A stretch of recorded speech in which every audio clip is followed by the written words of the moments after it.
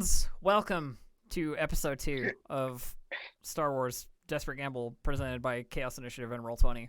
I did that in the wrong order, but it's fine. It doesn't matter. Are we all in the right place? We are not. Camera shuffle time. Everybody, cameras off, please. Okay, Andrew's good. Aki next, I think. Yeah, and then Dave, and then Gabe. Wonderful. Set it up. Good. So yeah, welcome to our second episode. I'm pretty hyped to play some more Star Wars with everybody. And how's everybody been over the course of the what do you call it, week? Anything fun? Anything interesting? No. I got okay, go Aki, yeah, go. I got the first dose of my vaccine yesterday. Hey, Oh, sweet. That's nice. Yeah. So that was a cool, exciting thing that happened for me. Probably the coolest thing that's happened in a while. Because I mean, I've gotten, and that's saying something, because I've gotten to do a lot of cool things, but I haven't been able to tell somebody with my full chest that I absolutely fucking want a vaccine dose. Oh yeah. I mean, that's good. I hope that continues for everyone, eventually. But it's nice to know that your arm is sore for a good reason. Yeah. There are worse reasons, certainly. How about you, Dave? Anything cool during the week? You play anything good or get up to anything that you definitely want to hear about? I have a small story of going to a hospital as well. Oh, so something different. Okay, all right. God, stressful times because I didn't want to go because there's sick people there. Sure. Especially now. I was a bit weird, a little bit anxious. But I was going in and I was like, sanitize, like, clean my hands. Like, where am I supposed to go? Because this place is huge and I have no idea. Walking through the waiting rooms and stuff. Suddenly, corner of my eye, I see an ex I have not seen for 10 years, and I'm just like, don't make eye contact and just carry on. Just keep going. It was just really, really weird. 10 years. Like, damn. I've barely left my house for this last year, and just like the one time I go out, super weird. That is definitely a coincidence, to be sure. Yeah. So your response to that was just to like keep rolling, not like a hello or. Fuck no. Same. It wasn't one of those exes. Oh, okay. It wasn't a good ex situation. I No, got we were talking in the pre-show about like therapy and counseling and shit. It was like. Ramona Flowers kind of ex. Don't watch the show. If you watch the show, please leave. I don't want you here. What? Just in case that was the thing. Well, to all of Dave's exes in the audience, get the fuck out of here. Yeah, no, our viewership. Viewership plummets by like 300 people. I know. It's just like, damn, Dave. Everybody's here for Dave. That's valid. How about you, It Gabe? is very valid. How's your week been? I saw you were Dark Souls bossing it up in several images of you swinging a large stick around. Yo, I've just been outside because like I don't even really know what days of the week is it anymore. Like I made a post earlier because I was like, it doesn't feel like Friday. It feels like it's just 3 days to Monday. Yeah, like that's where I'm at. Yeah. I didn't know yesterday was Thursday until halfway through Thursday. I thought yesterday was Friday. Thursday just didn't exist. All right. Well, it wasn't, thankfully. Extra days, always nice. Yeah. More time. I need those. I want it. I just want to sleep. Put them in there. I just want to sleep for a week.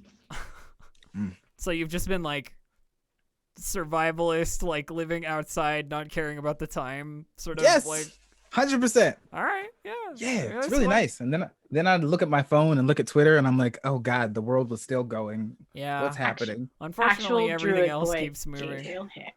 Yeah. The woods are quiet. The woods are lovely, dark, and deep. Like me. Wait, never mind. Someone else talk.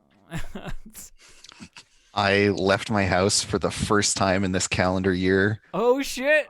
On March 3rd. Ooh. I was gone for a total of 20 minutes.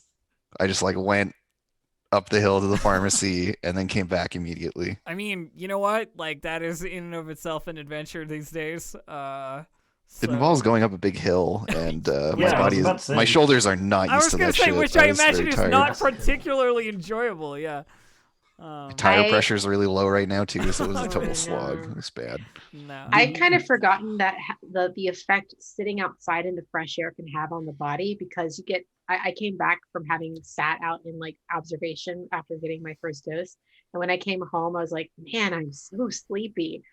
Fucking fresh air. I thrive in the indoors, the outdoors, only for weekend LARPs. That's it. That's all it's for. I love being outside. I just haven't been outside in so long that I've forgotten what it can do to you. I mean, Yeah. like humans are supposed to be outdoors occasionally. Supposed to be in motion and mostly be the outside. the motion part I've been trying to work on. I've been doing some exercise stuff, and it feels like it's having results. Not necessarily, my weight has not changed a single bit, which is what I hoped I would lose weight, but it hasn't moved even an iota. You're getting that muscle. Yeah. But it does feel like I get more out of just like. I was incredibly unfit, you know what I mean? Like winded from the most basic shit, levels of unfit. So it feels like I'm better off in that regard. You're not going to having lose that mass. stuff. You're just going to reallocate your mass to different jobs. I mean, Yeah. but You but probably that's not are. what I want, though. You are That's not what probably I want. losing the bad stuff and only gaining more of It's the the- very I good need stuff. to At some get point, rid- you're gonna go like this, and we're all going to like fall out of our chairs because that I mean, that I'm meat not is doing just gonna- not doing much arm power, but Just do lots of squats and get a big booty. a nice piece of cake happen, and you'll be all good. Yeah, I've been following a routine, and there was like a 2-week routine which I've already done like once, and now I'm going back to do it again after having rested, sort of thing. So hopefully it's Tell gonna you what though, Ring Fit, that's the shit. Oh yeah, is it I good? love it. It's Oh. so fun. I love doing the little adventure. It's like an RPG.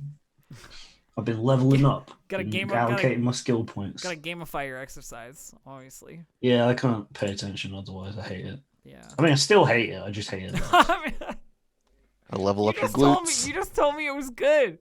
It is good. Relatively. Oh. You're still doing exercise. I mean, okay, yeah.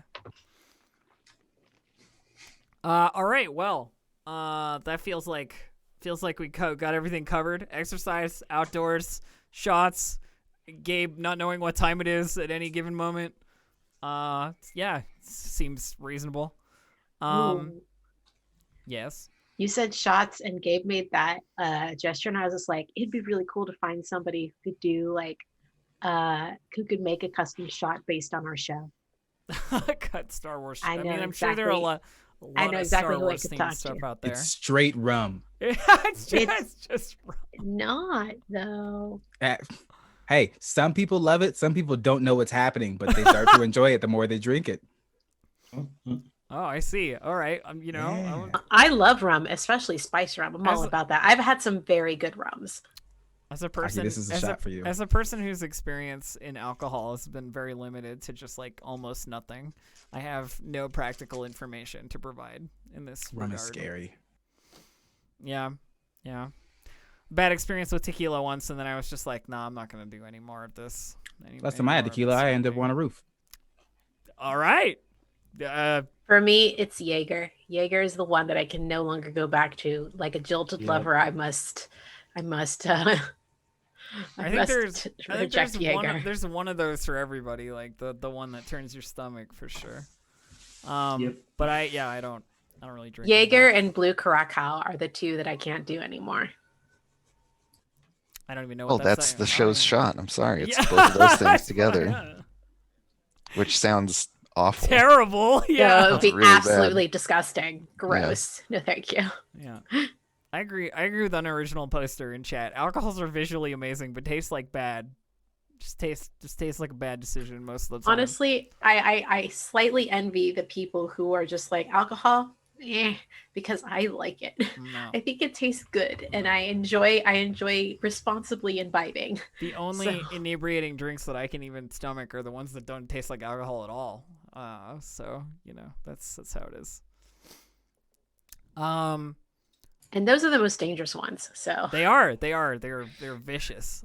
We should maybe do a Star War though. So let's stop talking about Let's do alcohol it. and talk about being in a fake bar together. yeah. Let's do it. So, having just like returned, let me just brief summary of our last episode. So, brief recap. Our brave heroes, aka this party, aka probably not heroes that much, rescued a pair of kids from the forest ruins out in the Vodian jungle. Because they got lost while they were on a tour of said ruins, and their guide lost track of them. And so they've been returned to Madame Harani's and linked up back to safety, quote unquote. And I think it's probably like a day or so after that. So if there's anything like any of you would get up to immediately in the sort of like intervening time, do let me know. I'm gonna roll obligation. I didn't roll it the first session, but I'm gonna roll it this session. We get some destiny something or other. Roll, Nice. yeah, roll a 69. Oh yeah. Honestly, nice in Nice. chat, uninterrupted. Very for as long nice. As we can. Which doesn't hit anybody's obligations. No obligation stuff to do. The other thing I forgot to do was destiny tokens for force tokens. So we need to roll, I think, 2 force dice. So let me just quickly do that.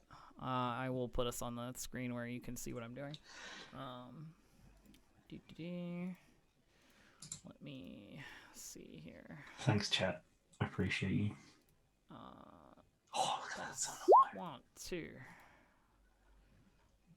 Why did? Oh, I've still got a challenge. I've still got a challenge in there. Let me roll this again.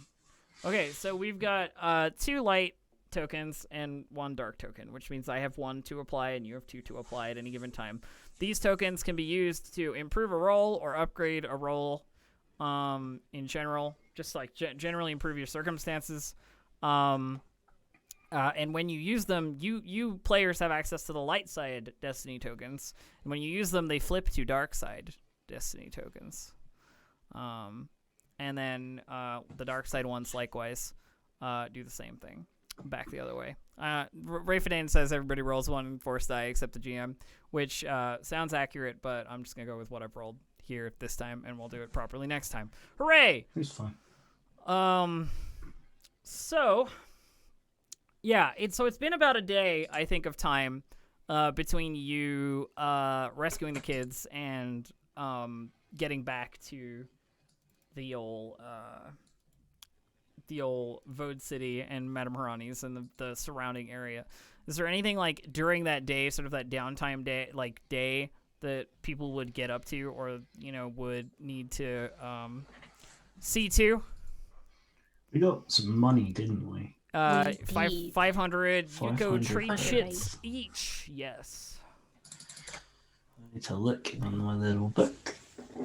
I What think can we buy? I should probably get some armor, but also I kind of don't want to. I mean, you don't have to. Yeah.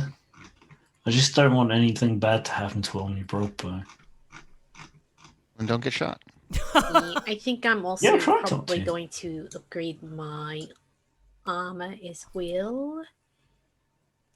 Well, But I think that what Zyle would have probably ended up getting up to is getting back from that hidden temple place, probably without tipping off too much about what it is they found there, mostly because they really want to be one of the first people who gets a good look at that, is they might like do some subtle poking about, seeing if they can get any additional information about the temple, what went on there, like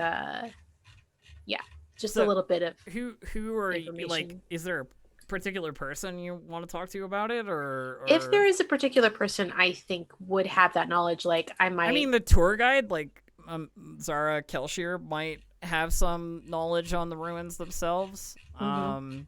so she might be a good person to talk to. She's laid up at the Yeah. moment because Right. you know.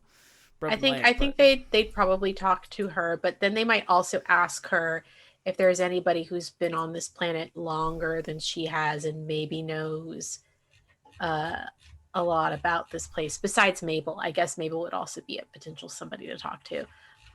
But Yeah, Mabel won't know much about Force stuff, though. So I That's mean, the one thing. you go to see Zara in her room at Madame Morani's where she's like resting up, and you have a quick chat with her. And her response is that there are a couple of people who you could consider to be like people who are interested in those ruins, but there isn't much scholarly work going on out there. Like, what I know is that there is some culture attached to it that are no longer around. We're not really sure what happened to them. And the ruins are much older than anything else that has been built here. I think they're sort of like pre-space travel constructions. And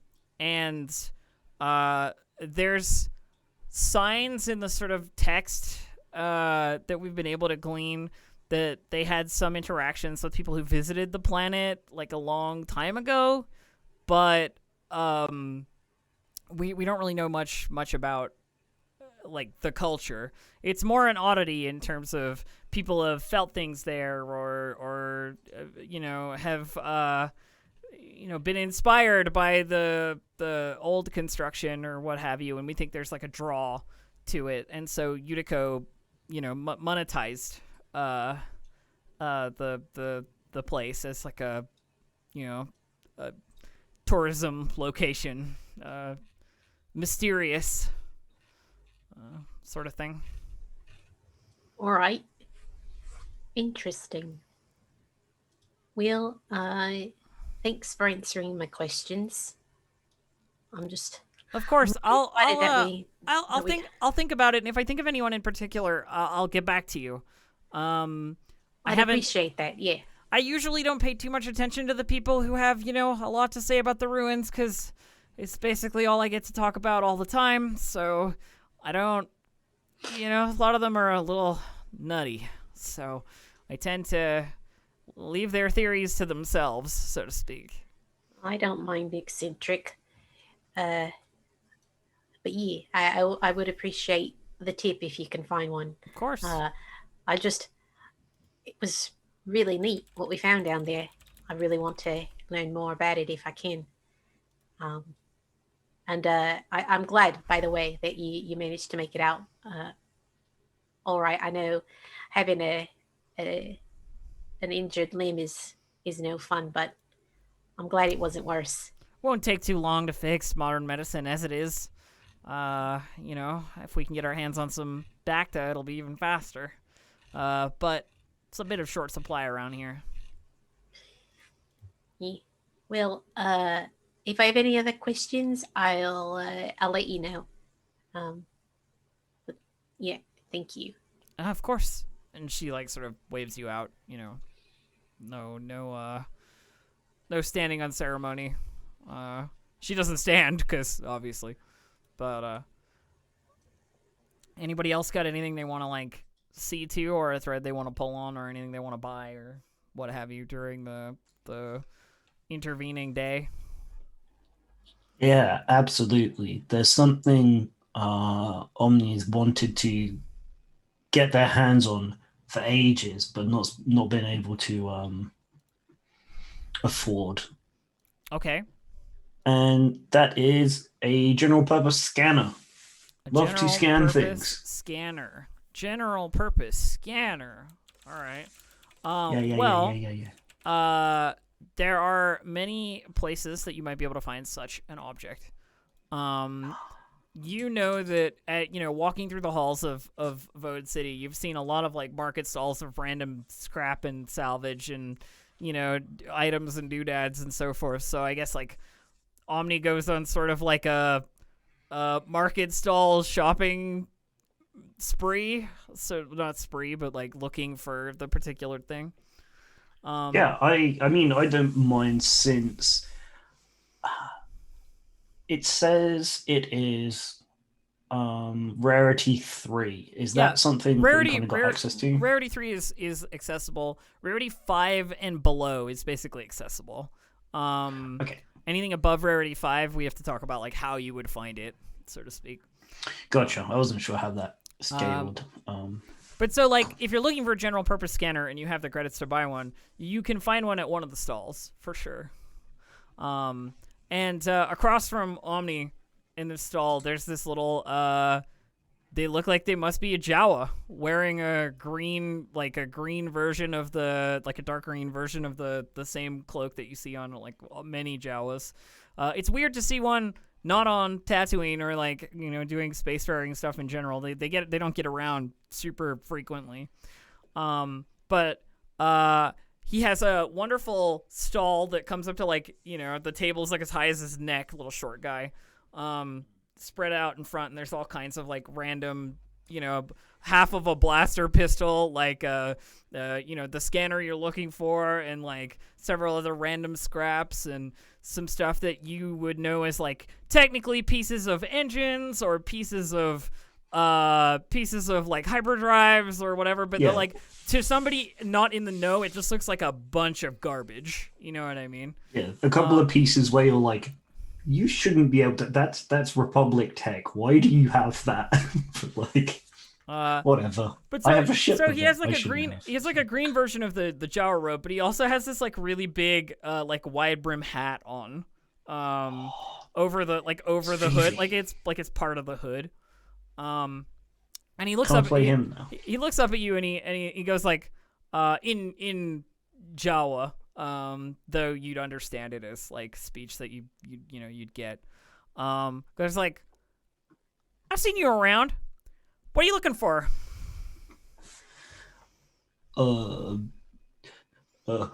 Some scatter, a scatter, or some pieces that I could put together myself. I don't, you know me. I'm quite handy. Do you have a particular brand of pieces in mind? Some kind of like particular construction or anything like that? Because I mean, I got all kinds of stuff, you know. And if you just need a scanner, like here you go, like picks up a whole scanner and goes like, you know, it's not.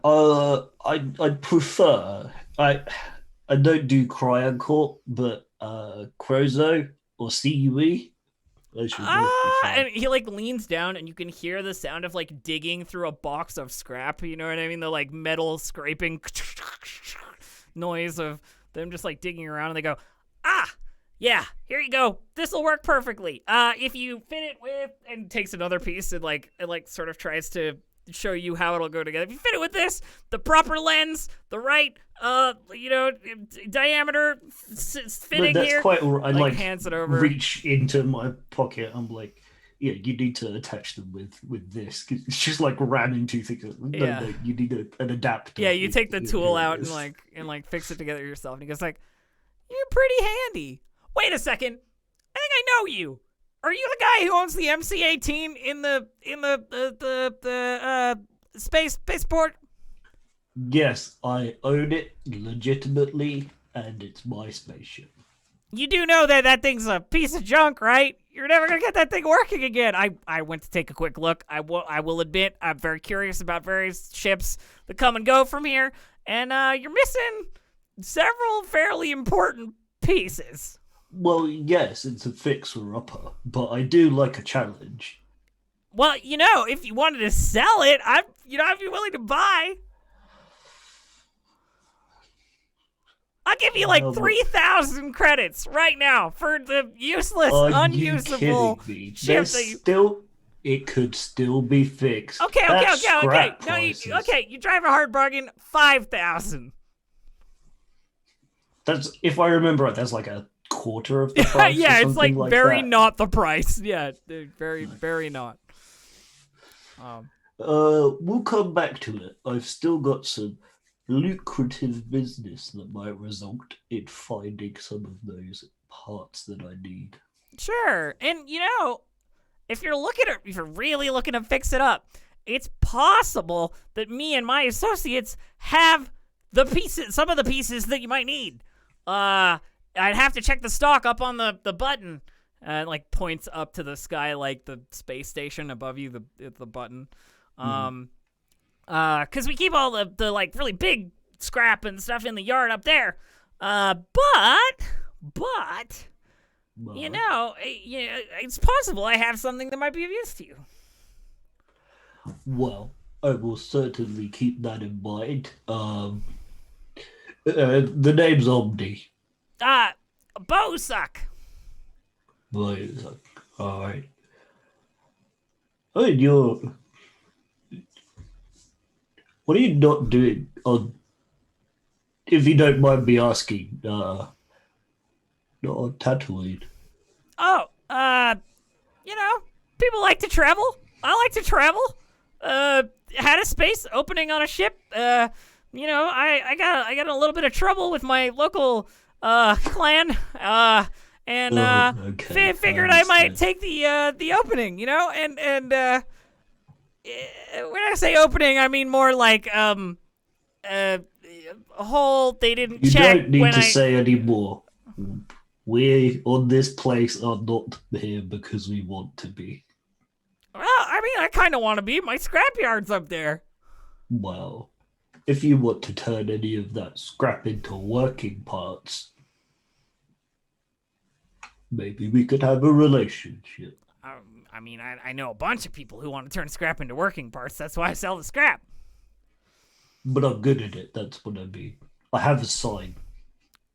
I've seen the sign. Yeah. It's a sign that works like 10 seconds out of every minute. It's a really good sign if you want to sell fresh beetle kebabs or something. I'm not sure. It's really. I'm still working on that as well. Yeah, well, you know, if you need any pieces for it, you know where to come. I'm right here. Yeah. I like this conversation. Like, if you need anything, I'm here. If you need anything, I'm here. If you need anything. So eventually, like, there's a little bit more of that back and forth where they just like keep quipping, and then he goes like, "Okay, but here's the thing. I'm willing. I know you're a little short on credits at the moment. You're buying a general scanner. You know, if you had the money, you two probably halves of different general scanners. Yeah. Well, yeah. You just buy the pieces you wanted from me when I said I had them. But see, here's the thing.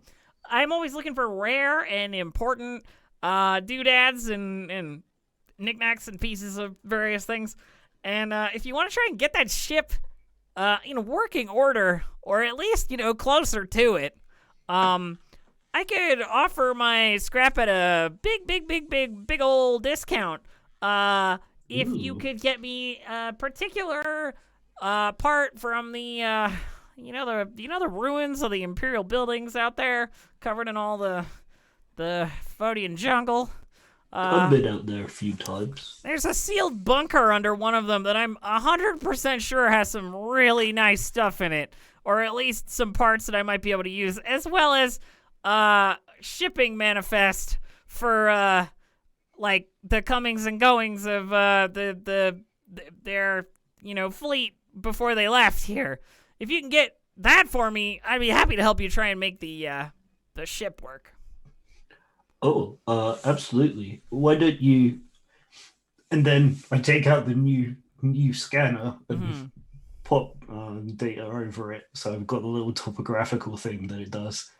Could you point out the area? Yeah. So he looks at the topographical map and he goes like, I think it's here, and he creates like an X on the like holographic image with his finger, so to speak.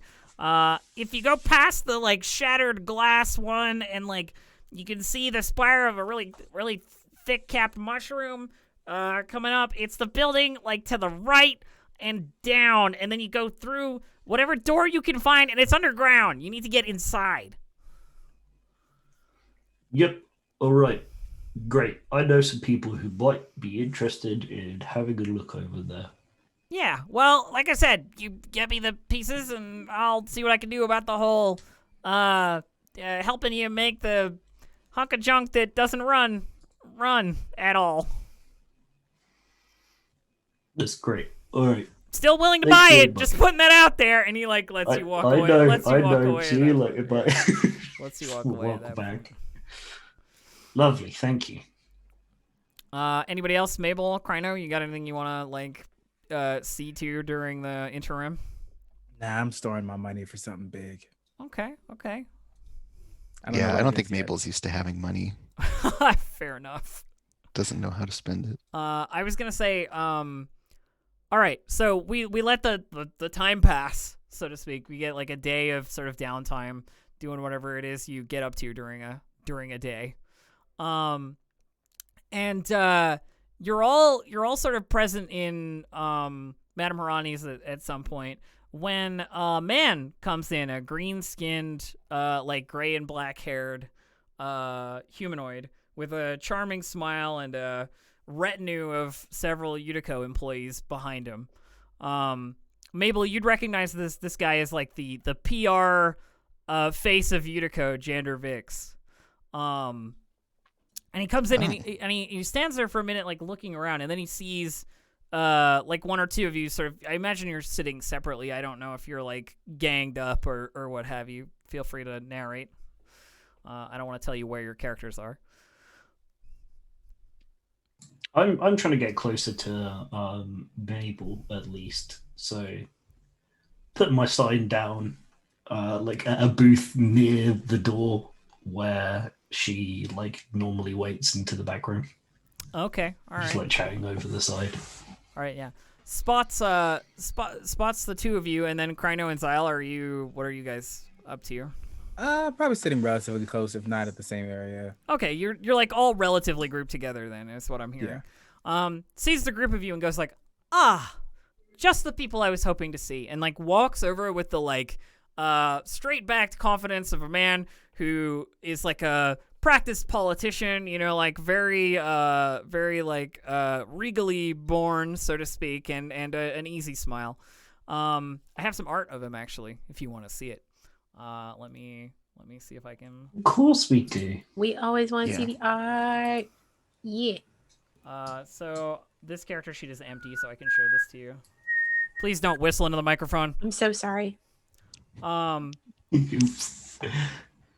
Jander Vix brackets Nemesis. Nemesis is just the level of possible encounter if you fight him. But that's the art. Right I don't know what that means. Oh boy. So there are 3 types of NPCs: minions, rivals, and nemesis. Ranking in power up. Smarmy faced dude. So he comes over and he says, just the people I was hoping to see. I'm happy to hear that you managed to rescue Dash and Solta from their unfortunate incident with the tour. And he holds out his hand to like shake, you know what I mean, towards like Omni, the nearest person. I'm going in. Yeah, I'm going in. I'm grabbing it before anyone else can. Okay, you shake. It looks like he's got money. You shake his hand, and he like turns to like shake whoever's hand like is available. You know, very like photo op politician maneuvers going on here. I think there's a very awkward standoff between him and Mabel, where she just like looks down at his hand and then like does that thing where she grabs it by the wrist to like inspect it, and then like catches herself and puts her other hand in his. There is a twitch of a moment where his like security detail steps slightly forward when you grab him in a way that's like unexpected, but immediately like sort of withdraw as soon as he's not like responding to it as a threat. You know, does the whole like question. Yeah. How many fingers does Mabel have? I think she has like 3 or 2. Yeah, like something like that. Like a thumb and like. Yeah, I was trying to remember. I think it's like 2 and then a thumb. Yeah, like.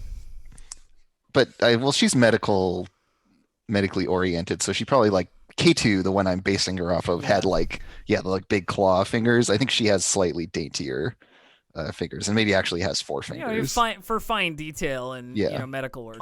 We could a surgeon's hands. We could fine tune it, and if you ever get like a medical kit, we could like have it all come apart and like ooh, bleep, bleep, bleep, bleep, bleep.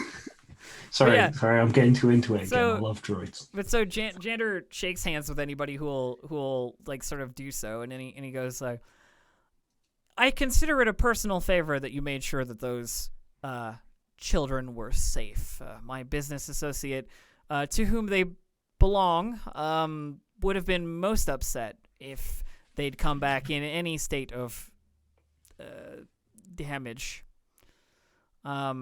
So, thank you. And there's a moment of like, he says thank you and sort of like expects you to be impressed, if you know what I mean. There's like that sort of like quiet moment. Yeah, blank droid face staring back at him. There's like a twitch of a frown at the like no response, and he goes like, well, hopefully I'll see you around. And he turns and like leaves pretty much immediately. It was just like a quick photo op. You know, there were a couple of like little signs of people paying attention to him, like talking to you around the bar. Like the other people, even though you may not be impressed, other people are relatively impressed by that. And he walks away. But he didn't give us any more credits. Nope. All right. None of you. I think Omni's very confused. None as of to you why he's asked. bothered. None of you asked him for anything. Like he said, like I consider it a personal favor. Thanks, and then dead silence. So he's just like, cool. And it goes. No. I misheard what you said. Oh, yes, we're all very capable. If you saw, I made a special thing for.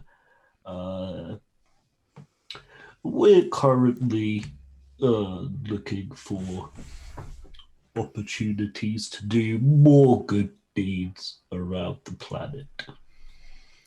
You might know of some. He looks thoughtful and he like taps his like lip with a finger, and says, "Well, I'm sure there are plenty of opportunities for enterprising individuals such as yourself. Utico is always looking for freelance employees to take on various tasks." And he turns to somebody like at his side, a human woman, and she takes out a data pad and like flicks through it and says,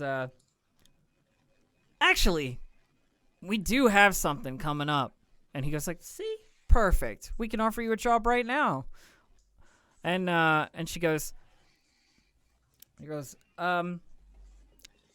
been a kind of irritating bunch of Fogshiners out in a ship that's, regrettably for them, left its transponder on, so we know where to find them. But they're refining the fog in a way that would make it dangerous, chemically imbalanced, just not a good sort of operation. If you could see to them, then I'd be happy to provide you with a financial reward.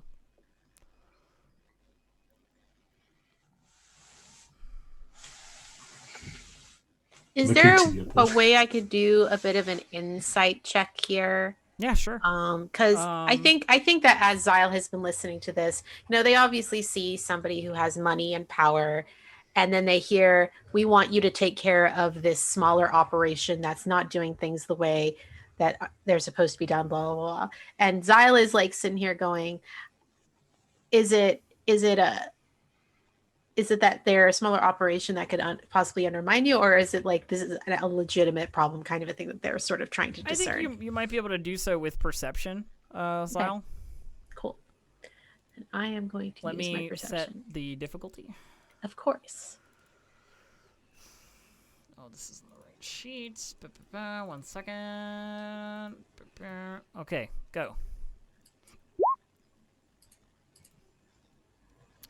I have the force die in there. Ignore the force die. That doesn't matter. That's shall. Okay, so not a success. 2 failures, 2 successes, so it's canceled out. You can't tell if they mean it in like a, they're an actual problem or they're an irritation or what have you. But you're pretty sure that take care of it means I don't want to hear from them again.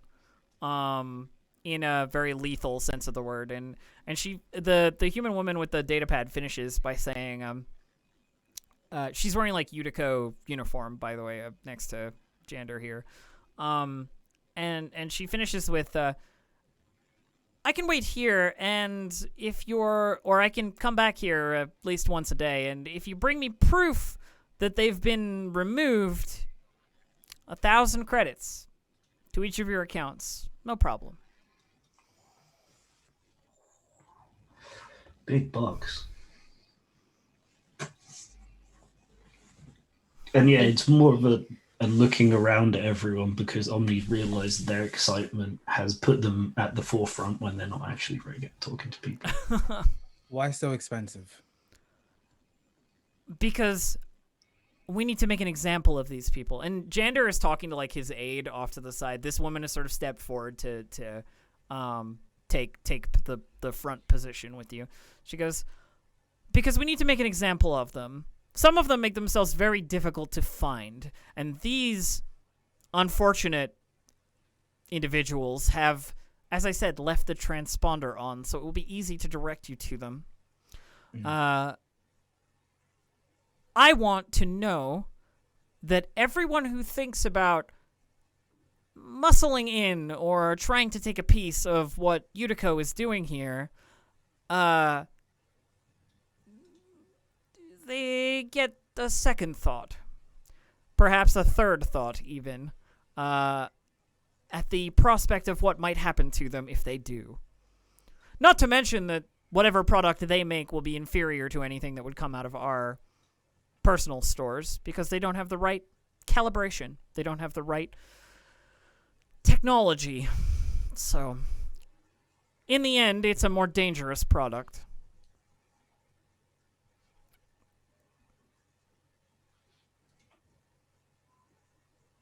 And we don't want danger. And I think right now there's a moment of like, she looks like she's done. She looks at the data pad and then just looks back at you and goes, and also we can afford to pay you that much.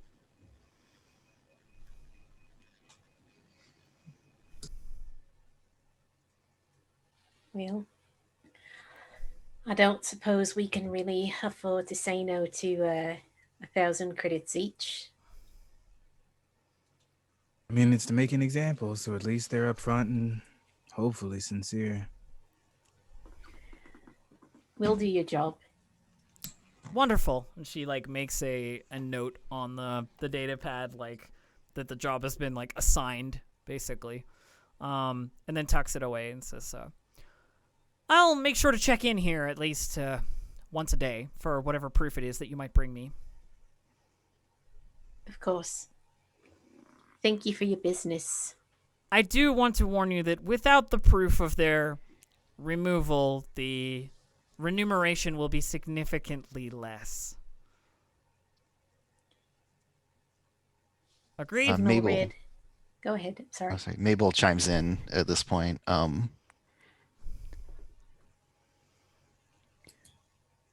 So if they were to be murdered or leave the planet, either is acceptable? I'd prefer the former. It makes a bolder statement, but the latter will do as long as you can prove it to me. Yeah, and she just kind of like tilts her head. Seeing that, like, you guys have sort of like ticked off on it, you know what I mean? Like, accepted the quest, so to speak. She turns back to Jander, says a few quiet words, and then the like entourage leaves. You know what I mean? Like Jander and his like security detail and aides leave. Off to somewhere a lot higher class than Madame Harani's, even though Madame Harani's is nice. So what's the play, friends? I feel once they've kind of cleared off, Zyle sort of turns to Krino. I feel like we're sort of stumbling in here on your expertise. I suppose. Also than any It's of all ours. it's all a mess, though. I mean, I agree. It's definitely a bit messy, and I'm not entirely sure I'm. Yeah, I think finding them isn't going to be the issue. Obviously, they want to be found, or else they wouldn't have left their transponder on. It's dealing with them that is going to be the actual challenge here. I mean, there's a high likely chance that this is a trap with the transponder being on, unless they're actively aware and ignorant to that fact. And if so, we're probably going to have to kill them. All of them. Or at least most of them. Oh. I didn't. Yeah. Yeah, taking care of someone isn't, going in and having a nice conversation with them and hoping that they'll listen to reason. Usually it means a bit of violence is going to be involved. Because if you agreed to do this job, that's what you agreed to do. Oh, I should have thought of it. I think Okay. I think there's ways to get around it. Mabel asked a very smart question.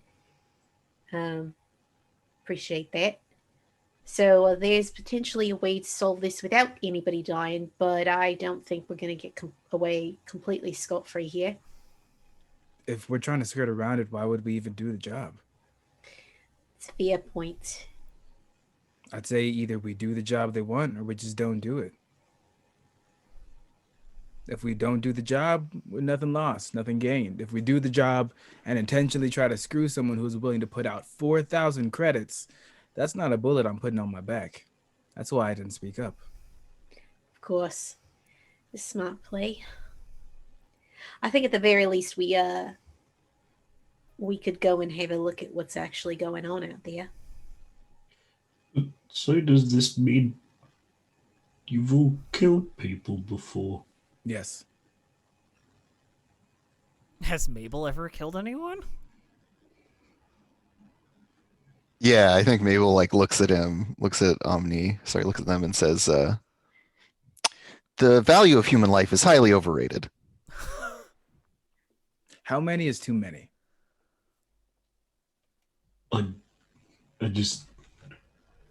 I didn't expect.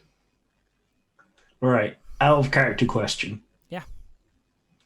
To everybody. Mhm.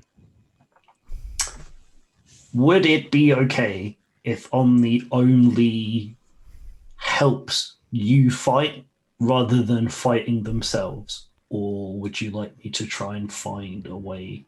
There's to a lot have of, Like them support classes continue? exist for a reason. there's a lot of ways to interact with combat that aren't shooting at people. Yeah, you don't have to shoot people.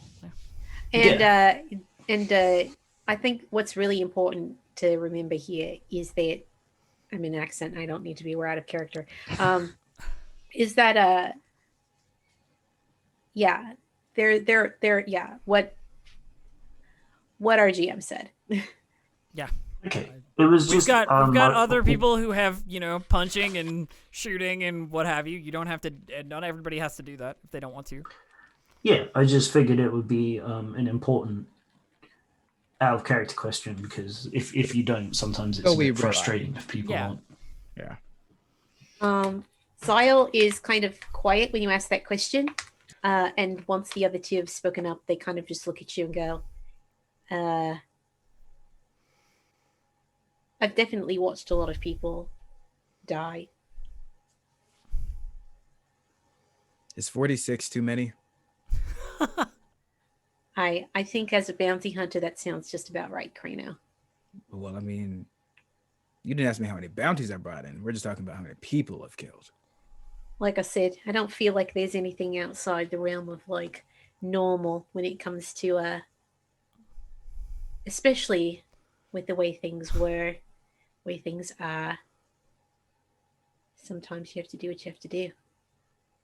I would have guessed a much higher number. Oh, well, I was just asking what's too many. I think I didn't say it was 46.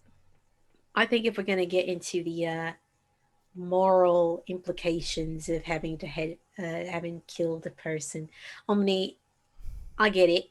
I'm not super comfortable with the idea of it inflicting violence on other people either. I've had to do things that I think we've all had to do things that we weren't proud of or really want to think too hard on Yeah, from our past. Except for Krina, who feels no guilt about anything. That's fine. accurate. I also was not programmed to feel guilt and didn't There you bother go. upgrading. All right, there you go. So 2 out of 4. We've got 2 people capable of feeling something resembling guilt and 2 people who aren't. 50%. That's not bad, right? We're breaking even, as it were. But you don't have to do anything you're not comfortable with on me. Okay. Ugh, making me feel a little bit queasy. I'll come with you. I just don't want to. I never even fired a blaster This was I your mean, idea. I asked for a job. We rescued children last time. In this time, we're taking people who are encroaching in on the wrong territory and possibly selling product that could, hurt and kill I people. think I'm going to focus on that part. I have If one that's question to okay. ask before we go to this. Sure. Well, that's even that's in in character. Sorry. Yep, you're fine. If you get stuck in a moral quandary, are you going to change what you're doing here? Because I need to know that now. Uh, no, no. It's going to be fine. We'll be fine. If you need me to help you, I'll help you.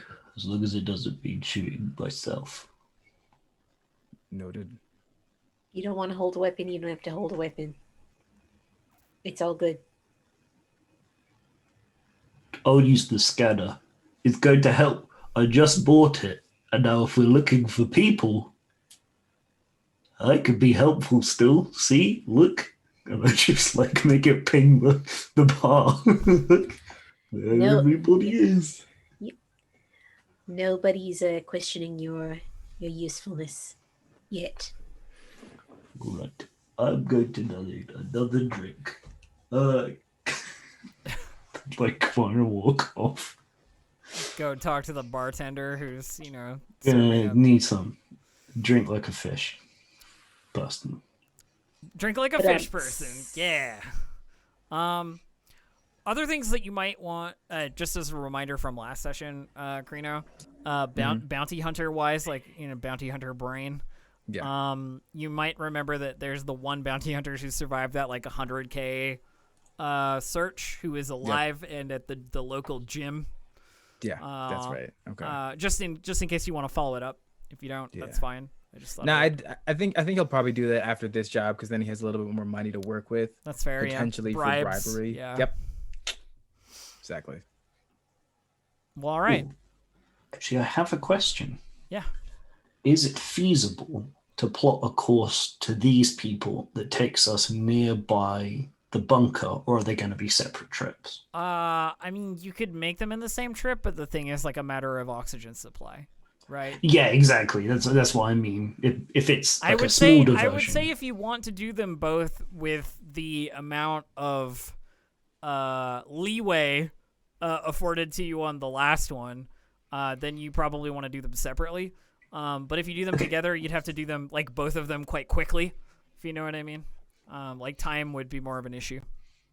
Okay, absolutely. Thank you.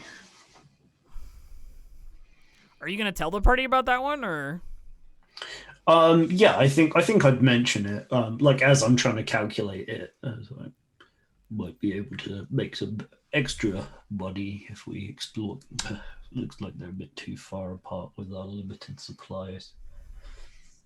Well, it's something definitely to keep in the back pocket for later. It doesn't sound like a bad idea trying to get together the parts to potentially fix your ship. And besides, I might find other stuff there that's useful. Exactly. They said interesting stuff, so all the mundane things are ours to keep. Okay. Everybody have everything they need? Yes. Zyle is going to step over to Mabel before we all get going. Mm-hmm.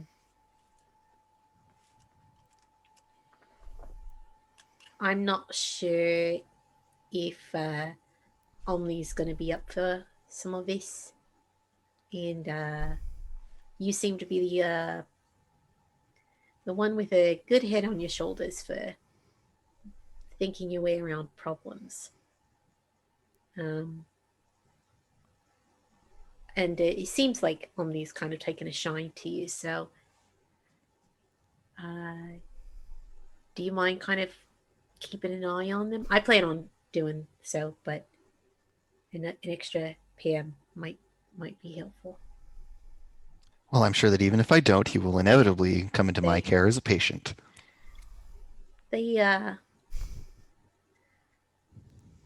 I'll worry about protecting the 6. And hopefully they won't be a patient anytime soon. I will attempt to remind them to keep their head down. Sounds good. Thanks, Mabel. It's much less work than patching up. And they like I have start digging through their med kit, being like, I have some do I have anything for dealing with their physiology? And like pulling out little packets and like shaking it's all things. human coded medicine. God damn. Yeah. I have a question for Mabel, actually, like from a history perspective. Like, has Mabel been involved in any like firefights? Like, are they the kind of droid who would have like participated in any battlefield situation? Abel was not a combat droid, but I think like people have been shot, like shots have been fired near Mabel a bunch. Mm-hmm. Mabel has dealt with people who have been, injured in combat and that kind of thing. I was sure she had seen like blaster wounds and like horrible like battlefield injury, but I was wondering if she was like battlefield medic or like sideline medic sort of thing. No, much more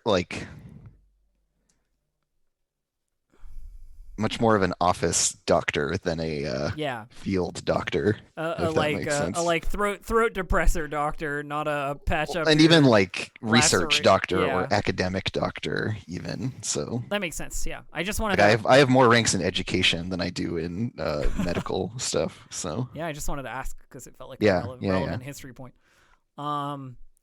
Okay. So I hear that you basically want to set out. Does anybody have anything they want to do before we go? Anything they want to see to before we venture into the fungal jungle?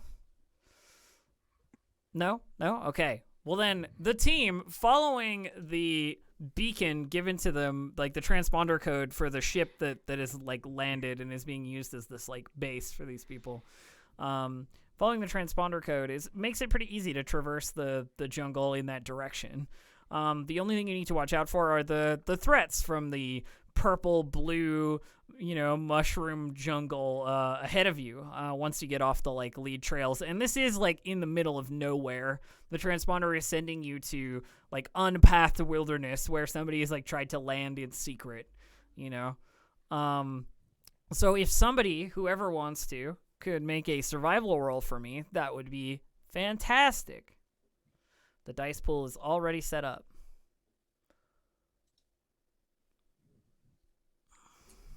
I can take it or Krino, I don't know which one of us has the better stat. I don't think either of us. I think we have the same one. It doesn't matter if it's better. You can go ahead and do it. You sure? Yeah. Okay.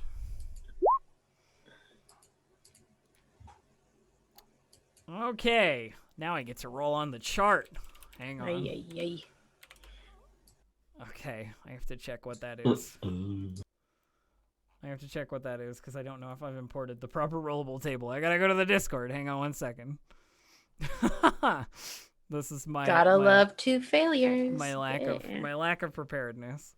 Even after preparing so very much. That is a rubbish roll right there. Yikes. I mean, sometimes you fail. It's just how it is. I know the feeling. Okay, a 10. Oh, wonderful. Okay, so working on what we had. Oh yeah, of course. Working on what we had spoken about last week. While you are traversing the foliage and pushing back the various like fronds and like stalks and what have you to sort of bushwhack your way through this jungle, you see above you, like very, very close by, a pod of blimp sharks. They look like sharks, like regular, gray sharks. They're purple blue in color to camouflage with the surroundings. But they have like sort of gas pods on like their like bottom side, as if they sort of float using some kind of like, a helium method sort of thing, like a floating gas, a lighter gas. Alien methodology. Yeah. Yeah. They have like ballast essentially, and- right? Yeah, and they're kind of like in a pod of like 3 or 4, and they're moving in a way that like they're chasing something or like eating something, and it seems like they're just like consuming the spores in the air. They're like chomping these like big jaws and like eating like what is in front of them. They look menacing, but they're not attacking you. You know what I mean? It's just like wildlife that is there. I don't know if anybody has like a response necessarily to that.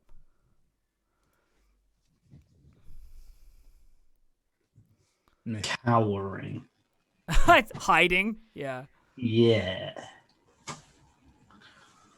Hand on blaster. That's really it. Mm-hmm. Yeah, I have my my slug thrower strapped to my back. So one of the after a little while, if you don't like engage with them, they're like they seem to be eating the spores, like or eating like this. There's something in the air that they're filtering and like chomping on. Bit like krill. Yeah, and they after a while they like sort of herd towards one of the big mushrooms, and with their gigantic teeth, they like crunch down on the mushroom stalk and just float there with their mouths like clamped around the stalk of the mushroom, as if they're like resting. You know what I mean? Like Fascinating creatures, really. they're fairly big. I mean, they're like great white sized. You know. Oh.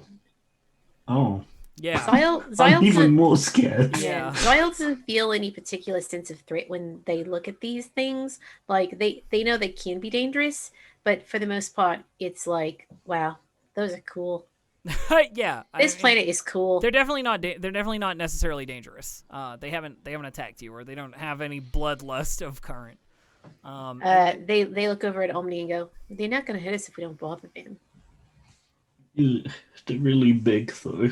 Look at those teeth. I don't even have any teeth. They're a Got bit so like many. you just they're just sleeping, taking a break. Well, I want to get going. Yeah, it seems like a good idea. So you keep heading through the jungle. It is a slog because there, like I said, there's no path. You're basically just cutting your way through like whatever path you can make for yourselves. Does anybody have like a melee weapon or something they could use to like cut plants or like chop their way through a jungle? You know, like machete style. We have Mabel's arms. Oh, Yeah, I can. we have merely When you grit. press on your back around. for karate chop action. Merely grit and determination. All right, that's what I wanted to know. So you can't really move very stealthily, is what I'll say. Like while you're pushing your way through here, and you're coming up on the signal for the transponder, and you can see there's sort of a valley, like a dip that you're coming into, where there is a ship. And you can see it from sort of like you can see the fin of it. There's like a dorsal fin or whatever on it. That you can see above the foliage that is surrounding it in particular.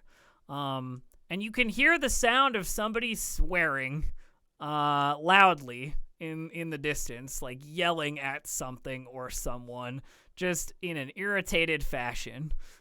Like a raspy, angry voice just yelling about stuff. You're like, this thing never works, and you didn't tell me that we were gonna be here for days. You know, like this kind of stuff, just like on the wind. And that's what you get at this point. You'd have to get closer to see more. I want to scan, please. You have to tell me what the scanner does, Dave. It actually says, since this is the more expensive one rather than the hand scanner, it can come with like heat scanning or other scanning. You have to tell me what it does, Dave. It's really unclear. It's not my fault. It's really what unclear. does it say? All right, let me find it again. Other people can do stuff. I've got to find the thing again. Is this the hand scanner? Yeah, I think No, it's the general purpose scanner. I think as we move into range of somebody's voice, Mm-hmm. Zyle's going to kind of stop their forward movement and kind of get down a little bit lower and see if they can't figure out a way through that is a little less treacherous. We'll give away a little bit less of our position. You can roll a stealth roll if you want. It'll just be a little bit. You've sent whatever text it is in the Zoom chat, haven't you, Dave? No, Gabe. Okay. I did, so Dave could have it. Yeah, I can't. Oh, I thank can't. you. I Yeah, can't. there it I is. can't read things that are. In No, the I Zoom chat was sending that for Dave. But anyway, you can make a stealth roll if you want, Zyle. Okay. But it's going to be at a slightly harder difficulty because of the terrain and like a lack of equipment to clear it. That's fair enough. Sort of thing. So, yeah, hit it up.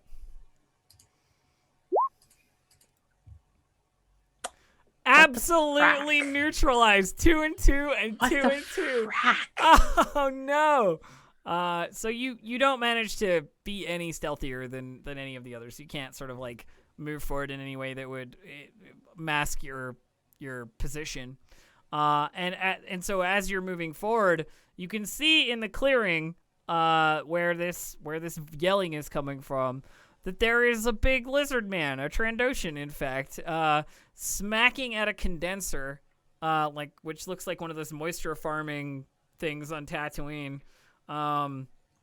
Smacking at a condenser that seems to be drawing in fog. And Is he wearing a rebreather? he's wearing a rebreather, and he has a tank on his back and a flamethrower in his hand, just leaking a little bit of flame. And occasionally he whacks on the thing and moves over, and as he turns around to burst a gout of flame at the ship that on your surveillance looks as if it has been entangled by the wilderness, just having overgrown its landing struts and grown up the side of it. He's trying to sort of flamethrower it off. He turns around and he sees you just on the side of the clearing. What's your move? Hello there. He raises his flamethrower. Everybody roll initiative. How does rolling initiative So, work in this game? Let me explain rolling initiative. The cool thing about initiative in this game is you're only rolling if you're a PC or NPC turn, basically. You're not rolling for your character in specific. You're rolling for a slot for a PC or an NPC. So you'll see on your character sheets, if you go to the combat section, there is a what kind of initiative slot, cool or vigilance, and then there's the thing that says PC or NPC. You want to be on PC. And then we'll be rolling cool, because you guys knew there was gonna be trouble. Cool. We knew we were trouble when we walked in. So yeah, roll me some PC slots. I got 2 hits. Wonderful. Jesus, Sile. Yes. Holy shit. Whoa! That was a Holy good, crap! that was a It was good, smugly I got 2 hits, and then everyone's 4 hits, 6 that was hits. a good ass roll for sure. Wow. That's just complete turnaround from the last roll. Whoa, holy moly. Let me do the same for my folks. We're just gonna. I mean, I was pretty cool coming in with the hello there. So So I feel cool. like it was a more awkward hello there. Absolutely. we're recoloring it now. Absolutely the coolest. So we're gonna roll. That's not what I want. We're gonna roll this. It's wonderful. Gonna roll this. 1, 2, 3. And then we organize based on descending order. Boop, like so. And you can see it says PC, PC, NPC, PC, NPC, PC, NPC, so to speak. And you get to choose who acts in what slot. So let me set the scene for you. There's a ship. The Trandoshan is probably not alone, and his friends are probably on the ship if there are any.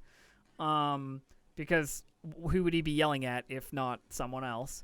And then I yell at myself all the time. and he is a medium distance away from Zyle. and the rest of you. So he's at a medium distance band away from you. So yeah, who's taking the first turn? I guess I can. Sure. I have a weapon that can hit from where I am. Okay. So I think that they pull their slug thrower from their back and level it at the Trandoshan. And I think the first thing that they're going to attempt to do is basically neutralize the Trandoshan's ability to fight us. So I'm going for a non-lethal hit here. Does your slug thrower have a stun setting? I don't think so. It shoots doesn't. bullets. It shoots bullets, but like what I mean is I'm not trying to hit him anywhere that's going to be vital. Like I'm not sure if that's possible. If you're, I feel like that's firing why a there's gun. a tag. You're firing That's fine. A gun. That's fine. Blow up his flamethrower pack. That will blow him up too. But yes, that's what I was thinking is blowing. I mean, definitely aiming if for you get like triumphs or advantages or stuff, you can narrate stuff happening. Cool. That will Cool. set advantages or set disadvantages for my Trandoshan. All right. I'm ready to roll whenever you're ready for me. The difficulty is set. You're good to go. Cool. That's pretty good. Although there's a bunch of threats, so let me calculate the damage Of course first. there is. Let me calculate the damage first. So that's 7 with the slug thrower plus 1, 2, 3 successes, 10 damage to my Trandoshan. Minus his soak, brings us to you hit him and he like grunts and falls back a little as you like shoot a slug thrower bolt into his shoulder. Do you want to do anything else with your... Oh, wait, threats. I have to assess Yeah, threats. that's you. Hang on 1 second. While I just quickly do that. We only get to use the advantages for that particular turn slot, right? Yeah, because it lists them as the second column there. So, Thank you. I think what's going to happen is you shoot him and he cries out and like calls for his friends. He goes like, "We're under attack!" and calls for his friends. And the threat is that his friends are going to get advantage to shoot you when they appear. Sure. That's fair. That's what I'm gonna do. So let's go to the next PC. It's a PC again. Which PC? Omni, Crino, or Mabel? Does anyone want to get combat stimmed by me? It gives you it increases one of your characteristics by 1 for the encounter, and you suffer 4 strain. Pretty good. You said you suffer 4 strain? Yeah. Mm-hmm. Isn't that bad? I mean, yeah, but you have a threshold of strain you wouldn't hit, so it doesn't matter until you hit the threshold. Yeah.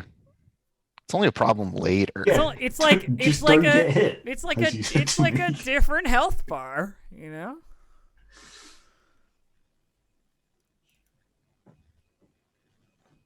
Works, but sure. Yeah, do you want to do that first, or do you want to get in there with the blaster first? Well, they're already within range. I don't have to move. No, but Yeah. since Yeah. it's a turn, we can decide what whether weapon you do shoot. you have, Krina? You got a fist and a blaster pistol, right? Yes. Blaster pistols are usually short. Is this one medium? Maybe I'm... CDEF? Yeah, the CDF blaster pistol. I mean, it looks like it's medium on your sheet. So. Yes, it is medium. Oh, cool. All right. Well, good for it. Yeah. Yep. Well then, if you're gonna stim, you would have to go first, so then Yep. I can just go in the next slot. Correct. All right. So you want to go next, Mabel? Sure. So yeah, there's the sound of like the gun being fired, and Mabel is standing near Crino, and she just kind of like She doesn't say anything. She just reacts. So she like pulls out this injector, walks out, like takes one step to get closer to Kryno, grabs his arm from behind, and just like pulls him close and injects him before he even gets a chance to really like realize what's happening. Because I think this is very reflexive for Mabel. It's just like, oh, there's fighting. Okay, well, people are going to need to get stimmed up. So how we do? So I make a 2 purple die medicine check. It's set. It is set. Okay. What could possibly go wrong? 2 successes and an advantage. Oh, okay. Wow, I'm really good at this. And so yeah, she like injects you with this thing. You feel this like rush, like instantly, and she just says, "Please commence murdering," and then like goes back into her bag to like find something else.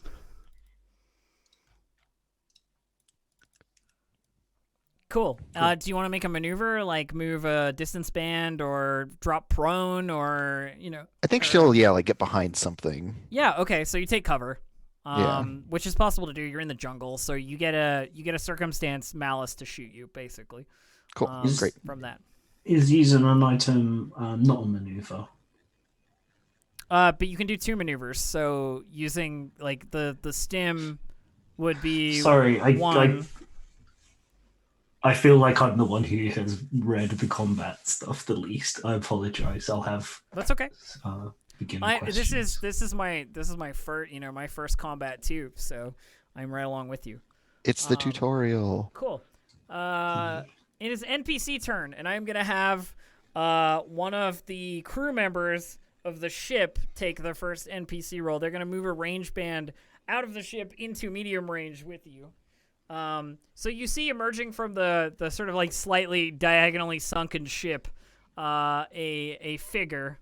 They look to be human, like a human woman with a pair of like goggles on their forehead and a blaster rifle in hand. And they level it and try and fire at Xyle. Now normally there'd be cover involved because of the thick fog, but our wonderful friend the Trandoshan, who you've shot already, has been flamethrowering the area clear, so there's not a whole lot of like that thick gray fog rolled in around here at the current point. So we're gonna fire at Xyle. That'll do. Roll that. And we're gonna succeed. So Xyle takes a hit. Xyle, you're gonna take 7 damage minus your soak. So check what your soak is, and then reduce from 7. And how does defense affect the amount of damage? Defense makes it harder to hit you, not reduce damage. So you'd have a circumstance bonus on like being shot at. Right. Yeah. That hurt him. That's a nice ouchie. Yeah, the woman with the goggles like lines it up, fires, and manages to tag you in a bad spot. And I'm just gonna check my advantages. She yells to the Trandoshan in front of her. She yells like, "Get in there, move up!" and he's like, "Right, got it." And the advantage that I rolled is gonna give him a circumstance bonus to his next roll. It's a PC. PC next. All right. So the boost, you said it upped one of my things by 1. So where exactly am I changing that?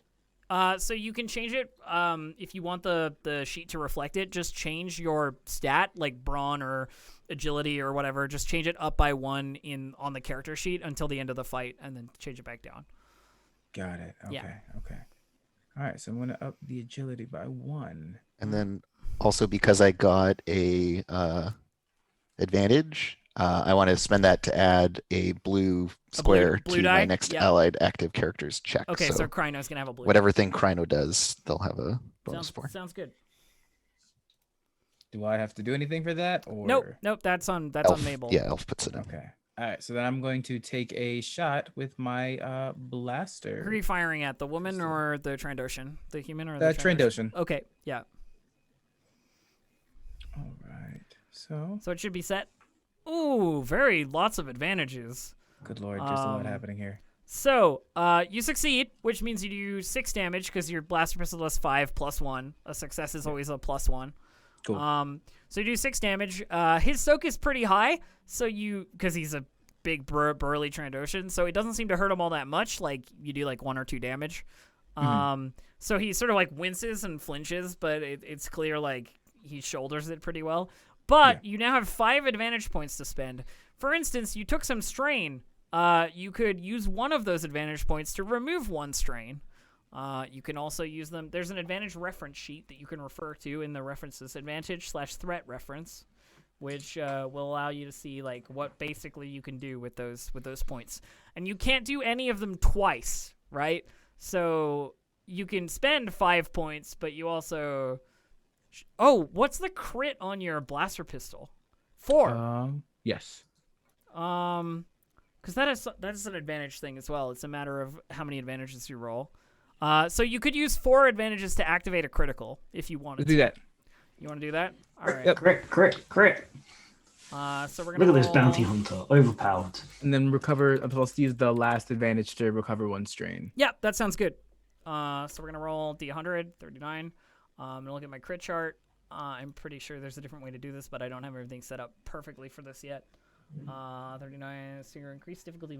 So you hit him, and he doesn't look like he's been hurt, but you hit him in like the hand or something, and it really like messes with his ability to fire the flamethrower properly. So he's gonna have a negative to his next roll. I give him the finger. Yeah, all right. That's it. Okay. I can't help but think of this Trandoshan with the flamethrower as Dingo Doll from Crash Bandicoot. Yeah, it's got a Dingo Dow vibe. You know what I mean? Yeah. So, speaking of, the Trandoshan moves to short range using a maneuver. He advances on you into the wilderness, and he sprays a gout of flame towards Kryno. In an effort to cause trouble for Kryno. Why has this done this to me? Hang on 1 second. My sheet has gone all weird. I fixed it. Okay. So short range. He has an advantage, but he also has a disadvantage. And then that, and then roll. He fails! So he runs up, he sprays a gout of flame towards you, and it catches on the foliage around you, and there's this like whoosh of fire on all the sort of like fungal wood around you, but he definitely fumbled his accuracy and didn't manage to hit you with it. It is now a PC. It is now a PC turn, and that means it is Omni's turn because Omni is the last available Omni's PC. turn. And the ones I get from the initiative, do I have to use them before the action, or can I like bank them after I see what my action does? What do you mean? The initiative is its own roll. You don't get successes or advantages on the initiative, so to speak. It's like part of the initiative. Is the 2 there not? The 2 is the matter. What do you mean? I don't. Sorry, on the initiative it's 1:2. 1, 2. Yeah, that's just to determine where you are in the initiative order, and that might not have even been your initiative. That might have been someone else's. Sorry, yeah. Okay, well, I have a question then. What is the value or the benefit of rolling advantages on your initiative roll? Higher advantages means higher on the, like, compared to people who roll the same number of successes, higher advantages. Oh, it's the tiebreaker. Yeah, it's the tiebreaker. Okay. Yeah. Okay. Okay, thank you. All right. So, on the Grand Combat cheat sheet. Sorry, the combat is still like a little new to me as well, so I'm still working on it too. Yeah. So, what I think I would like to do is, since I have some friends nearby, Mm-hmm. I would like to head over behind Mabel. Okay. That movement is incidental because you're all in the same range. Yeah, band. we're in the same range band. And Mabel, I slap a little, like a little gizmo on the back of one of your hands, and you feel like a jolt of energy in it. Like I'm just kind of trying to supercharge your attack. I'm just doing an assist action. Okay, cool. Okay, you're yeah. just going for an assist action on Mabel. So like Mabel's next move will have a blue circumstance die. Yep. And then I'm going to drop prone. Yeah, it's a good move when there's fire coming at you for sure. Yep. Okay, cool. And my last NPC is a human man who also emerges from the ship, but sort of takes cover in the ship's like doorway at a medium range band. Again, he uses a maneuver to get within medium range. He takes cover in the ship's doorway, and that's his turn. Like he's just taking cover, hoping not to get blasted, but wants to be able to see what's going on.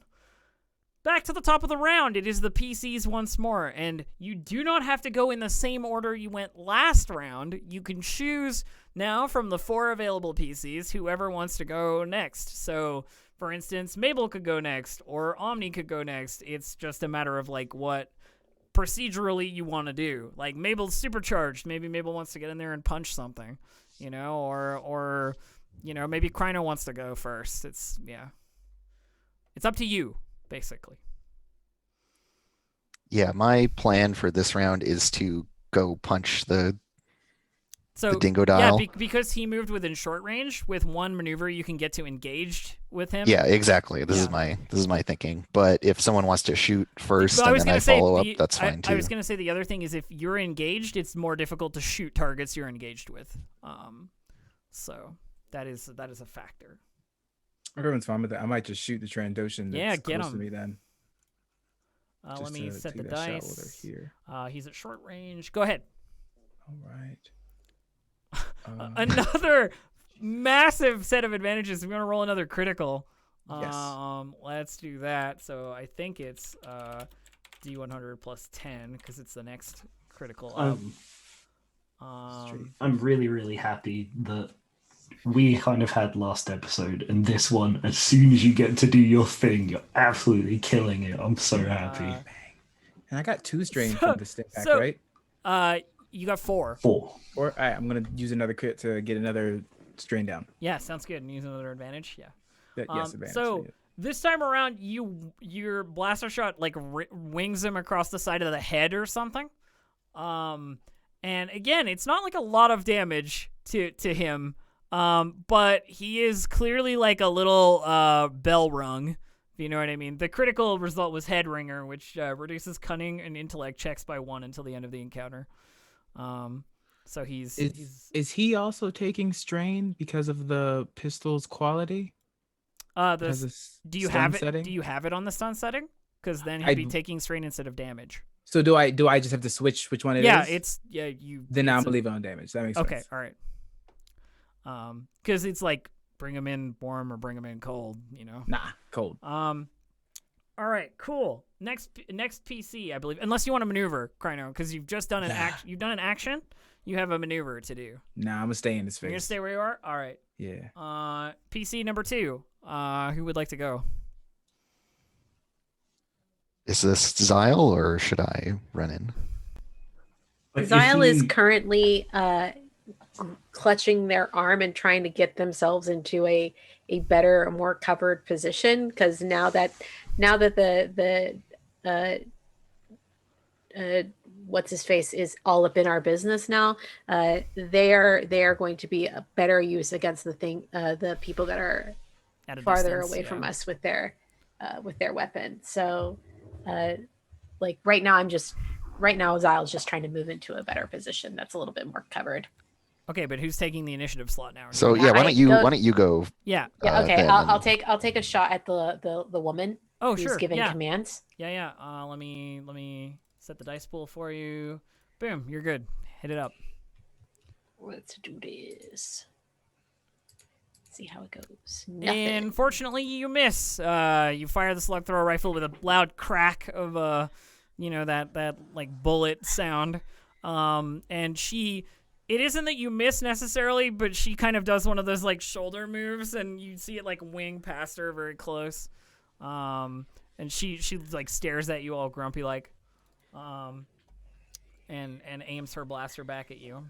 NPC turn. It's gonna be My human woman, I think, with the blaster rifle. I can't do another hit. Eek. She's gonna fire back at Xyle. Oh, by the way, you shot, but you didn't take a maneuver. Are you gonna take cover? Yeah, that's what I want to do. I want to try and get into like the covers so that I'm a little bit. Yeah. There's a disadvantage to being able to hit you. Let me see here. What is this? Roll it. She fails to hit you. Thankfully, the cover does indeed provide some assistance. However, she keeps yelling at the Trandoshan to get in there, kick their ass. Who are these people? Is it Unico? I don't think so. Kind of thing. Stuff going on, and give an advantage to our Trandoshan friend. Next PC. Yeah, so Mabel is in a little cubby or a little depression with Omni, and she looks at them, and they're prone, right, covering their head or whatever.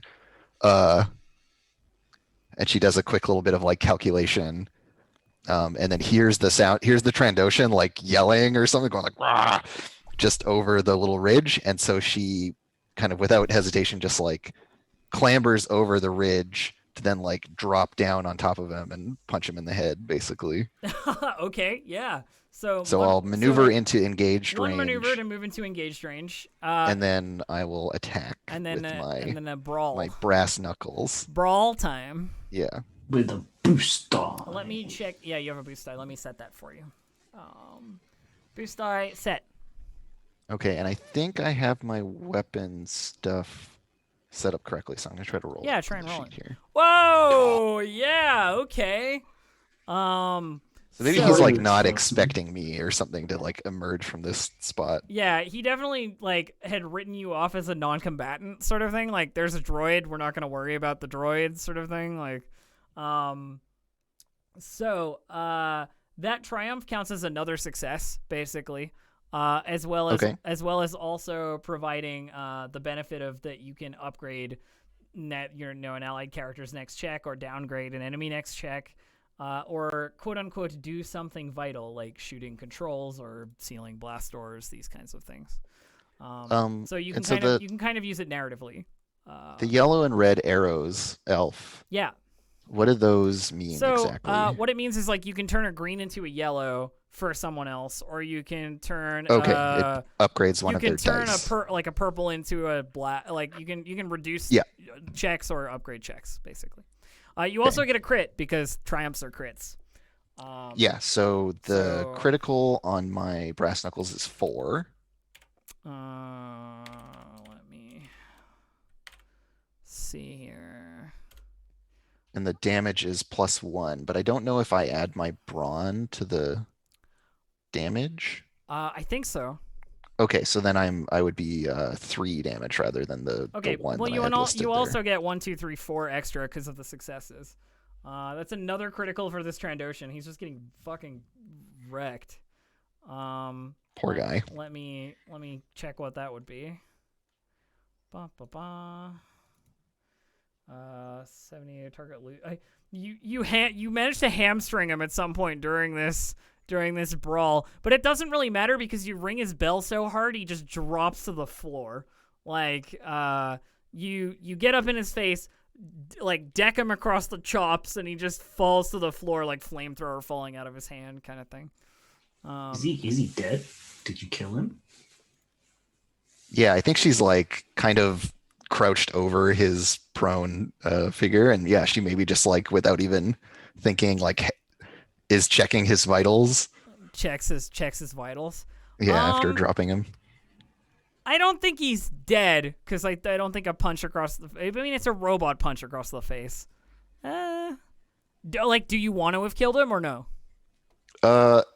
You have triumph, so you get to narrate a little bit. I get to decide. I, Andrew, the person, feel bad for this Trandoshan, but Mabel does not. No. So he's just dead. Mabel just gives him the full force Hadouken. Yeah, well, I mean, this person was trying to kill her buddies, and so she just kills him. So that's, There it is. Lays out the Trandoshan. He is super dead. When you check his vitals, he's not breathing. Yeah, No pulse. his heart's stopping. You just took him out with one hit. Yeah. And so I can do something vital here. What would be a cool thing to do? So he's not like near the condenser anymore. I'm trying to think of like what would be a neat kind of situational thing to activate. So where you are right now, you have the woman with the blaster rifle, like short range away from you, as well as short because you had to move into engage, so you were like one further. And you also have the what do you call it? The man like sheltered in the doorway of the ship in the sort of like entry hatch of the ship, with a blaster pistol, also within short range. There is like the ship is sort of like diagonally faded into the ground, like it's been pulled in by the foliage. And there's the condenser that's running, pulling in fog and like pooling it in a sort of like condenser jar. Yeah, could I set up something where I'm like at the condenser for my next action?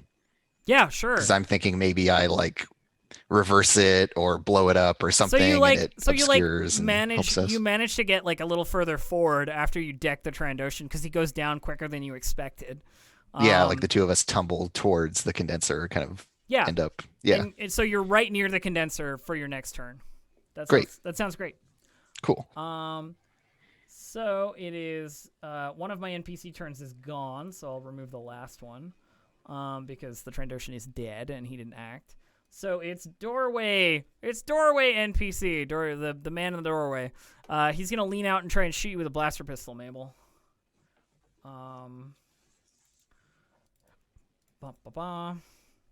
He succeeds with one threat. With one threat to him. Which means not good for him. So he's gonna suffer some strain. He's clearly not a very good combatant. He like nervously leans out and fires, and he's like, you can hear him going, as he like shoots at you. He suffers a little strain, which actually for this level of like combat is damage for him because he's not cool enough of an NPC to have strain. Right. He's a goon. Yeah. So he shoots out at you, succeeds on hitting you. So you're gonna take 4 damage minus your soak. All right, so my soak is 2, so I take 2 damage. 2 damage, yeah. So yeah, there's like this scorched blaster mark in like Mabel's shoulder or something. Yep, that sounds about right. And now it's last PC, which is Omni. Omni, you're up. Yeah. Is it possible? I was looking as an action I can make a skill check. Mm-hmm. Is it possible with a skill check to like medicine one of my friends? Like, there is a section on the amount of like healing that you can do based on medicine checks. It's usually over time, but you do have stim packs if you want to like heal with a stim pack. A stim pack always does 5 healing, and then reduces per the encounter reduces by 1 each time you use them. And each of you should have some stim packs because I remember giving them out for free in the first session. Yep. And that looks like that's a managed gear. I'm not entirely sure how to answer the medicine question. I will say. No, that's fine. I wasn't sure whether that would come under things. So I will look it up. Sure. So what I'm going to go and do is incidentally move over to Zyle. Oh yeah, okay. And then I will use a stim pack on you. Okay, 5 so healing. You get some health back. 5 healing immediately. Cross the stim pack off. Yep. Cool. Yeah, so using a stim pack takes a maneuver. You inject them to yourself or another player. They heal 5 wounds. And like Elf said, the next use goes down to 4, and then 3, and then 2, etc. Zaya looks at Omni and goes, thanks. That was very helpful. You feel instantly rejuvenated, your wounds closing very quickly as the stim races through your system. Thanks, Omni. You the best. You're welcome. is it more valuable to me to drop prone and add the black dice, or interact with an environment and gain the defense, which is like more mechanically? They basically give you the same, because you'll also have a circumstance, like it'll make it more difficult to hit you either way. Okay. In which case, the difference with prone is if somebody engages you, you're easier to hit because you're on the ground. Okay, I'll interact with the environment. I'll find a patch to take cover behind. Okay. Sounds good. So you're in your little divot, like bunker or what have you, like your little like foxhole. Yeah. One of my maneuvers always going to be to hide. Back to the first PC. Who would like to go first this time around? I know Mabel wants to blow up a condenser, and I know Kryno wants to shoot more people, probably. Hey, I'm also good with Maple. shooting with more people. Or, hey. All right. Play with them. I'll take the first run, I guess, Yeah, and go do ahead. some gadgetry nonsense with this condenser. Go at it. You So also have the fuel pack of the flamethrower as like an added ingredient. yeah, if I were Omni here, I'm sure I would think of, doing some clever thing with the two together. But Mabel is just going to she has one of those like little access rod things that droids always have in Star Wars in her like forearm. Oh yeah. And so she like plugs into the condenser and starts manipulating its systems. And I want to, like vent its contents to give cover to my buddies. Cool, yeah. So you're venting it like in a specific direction, sort of thing. Like you want to, because it could provide cover to everyone, or if you know what I mean. Like, are you trying? Yeah, To, like, I don't know if, I don't know what's reasonable in terms of like it so can only you- fogs can you- our can you- side. Can you but roll me a mechanics check? sure, Yeah. I get a hit and a threat. Threat. So you suffer one strain because it's a little bit of an in combat, technical maneuver to interact with a thing. But the fog indeed like hisses out like a like cloud of thick gray fog that covers the area, and like it is as if the flamethrower had done nothing earlier, and there is like the thick natural fog of Vode across the area. The humans on the other end look like annoyed and surprised as this happens, cool, Great. perfect. And then my other thing that I will do is just stay in cover. Yep, take cover So behind I'm the not condenser. super exposed. Yeah. Sounds good. PC number 2. So you wanted to do something, Zyle? I think that was a you go, Kryno. Okay. Shoot again. Yeah, you are still within medium distance of the woman with the blaster rifle. However, there is now a fog covering the area, which is going to make it much more difficult. Like a thick gray fog has rolled in from Mabel's maneuver. So firing at a longer distance is going to be, or like a medium distance is going to be fairly difficult. But you can still do it.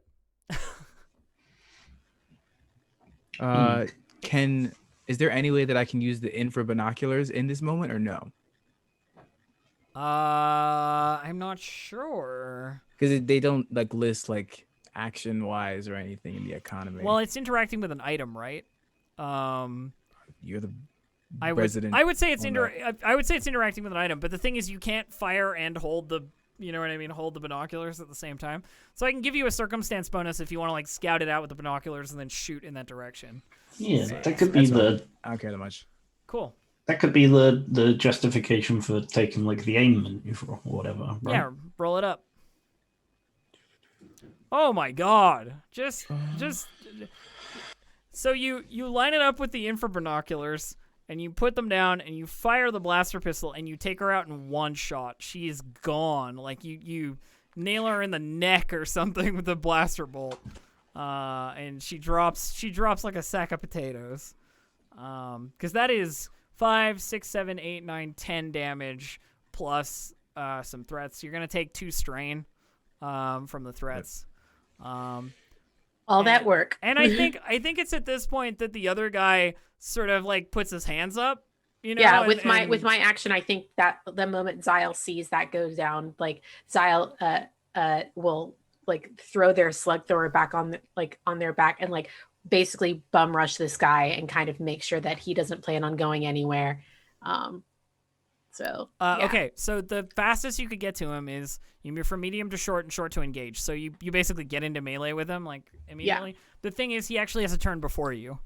That's fine.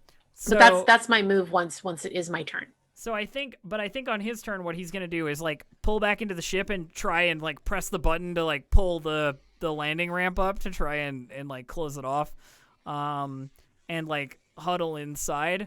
Unfortunately, the ramp is jammed with horrible gunk and fungal mess, so that doesn't work. No. And then he surrenders, and you approach him, and we're gonna take our break right there, because we're a little overdue. So our first combat done in the books. We'll be right back, my dear friends, with some more Desperate Gamble in just a little bit. And we're back, dear friends. I believe the scene returns. If this were a cartoon or a TV show, the scene returns with Zyle like grappling our surrendered human with a dash up the gangplank into the sunken ship. And the guy has his hands up and he's like, "You don't have to kill me. It's all good. You can have all the fog you want. You can take the condenser and everything." You know that's not why we're here. What? I don't know why you would be here. If not to steal our things. We don't want your shit. We just want you gone. I mean, we'd already be gone if we could get the ship off the ground. Zyle's going to kind of start pulling him from the ship out into the open with where the rest of the crew is. Sure, yeah. You see your mates there? Yeah, I see them. They could be you in about 5 minutes if you don't behave yourself. It might be you, even if you do. Roll coercion. What are you trying to get him to do? Hang on. Dice pool is set. Yeah. About as close to an intimidation check as I'm going to get here. Cool. 2 successes. He seems to respond well to your intimidation in terms of like, yeah, no, I get it. You're totally in control. It's fine. I gotcha. Take whatever you want. Zyle just sort of rolls their eyes because this guy doesn't get it, and brings him up before the tribunal, as it were. Is it finished? Is all the shooting done? No. So I know that they actually stays in the thing. Can we tie him up for now and put him somewhere? Why would we do that when we can just shoot him and then he won't move on the ground? Whoa! Hey! We don't have to go about doing. We don't have to do any of that. It's Shut up! There's no way. He's like, the coercion, rolls on. You talk to him, he just shuts up. Yeah. So you don't understand. We were sent out here to remove a problem. That problem being specifically you and your friends here. I mean, you've done a bang up job. I mean, Trask there, he's an asshole. Big problem. Well, way to go. Except the problem is you're still alive, and we don't get paid if we don't remove the problem. Right. But do they know how many people there were out here? Does it matter? I mean, you don't have to kill him. I'm totally not going to stop you from taking whatever you want from the ship or the condenser. You go ahead. I'll make my own way.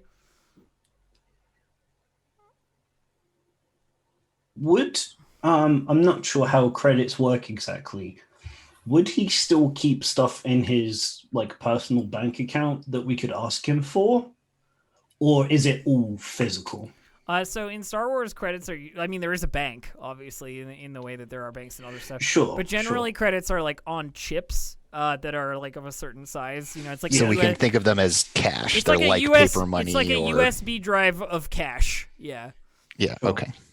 Because just in case it was like I'll give you this that you wouldn't otherwise have access to if you let me live sort of deal.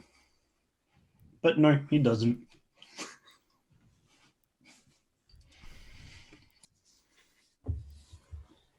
I mean, this seems like one for you guys. I'm, you know, you Yeah. make- Mabel looks at Zyle and everyone else and just says, releasing this individual into the jungle would be roughly equivalent to murdering them now, yeah, just with more steps. running the statistics. It's definitely not likely Yeah. they would live. Yeah. Yeah. That's very much the angle she's taking of like, I give them a 15% chance of survival up to 7 days, at which point zeros across the board.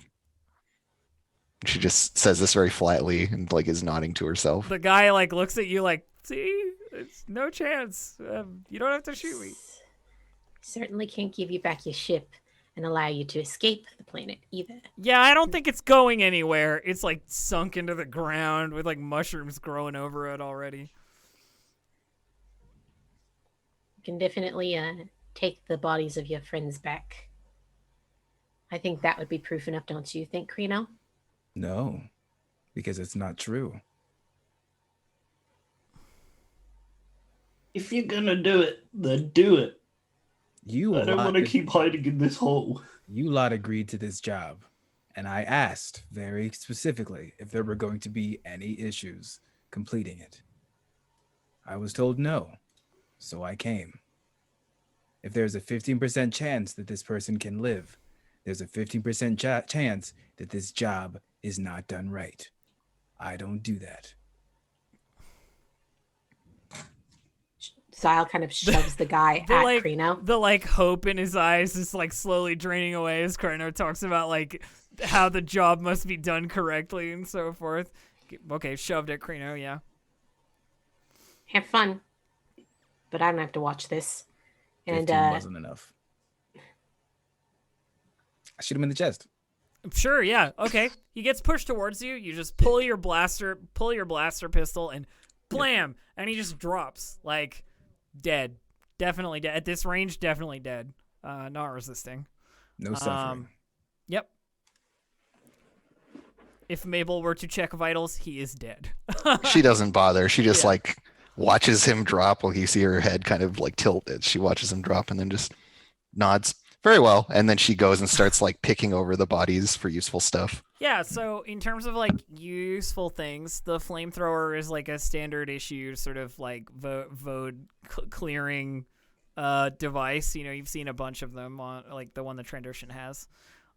His gear is like all fitted to him, so I like the clothing would be useless. It's like a million sizes too big for pretty much anybody in the party.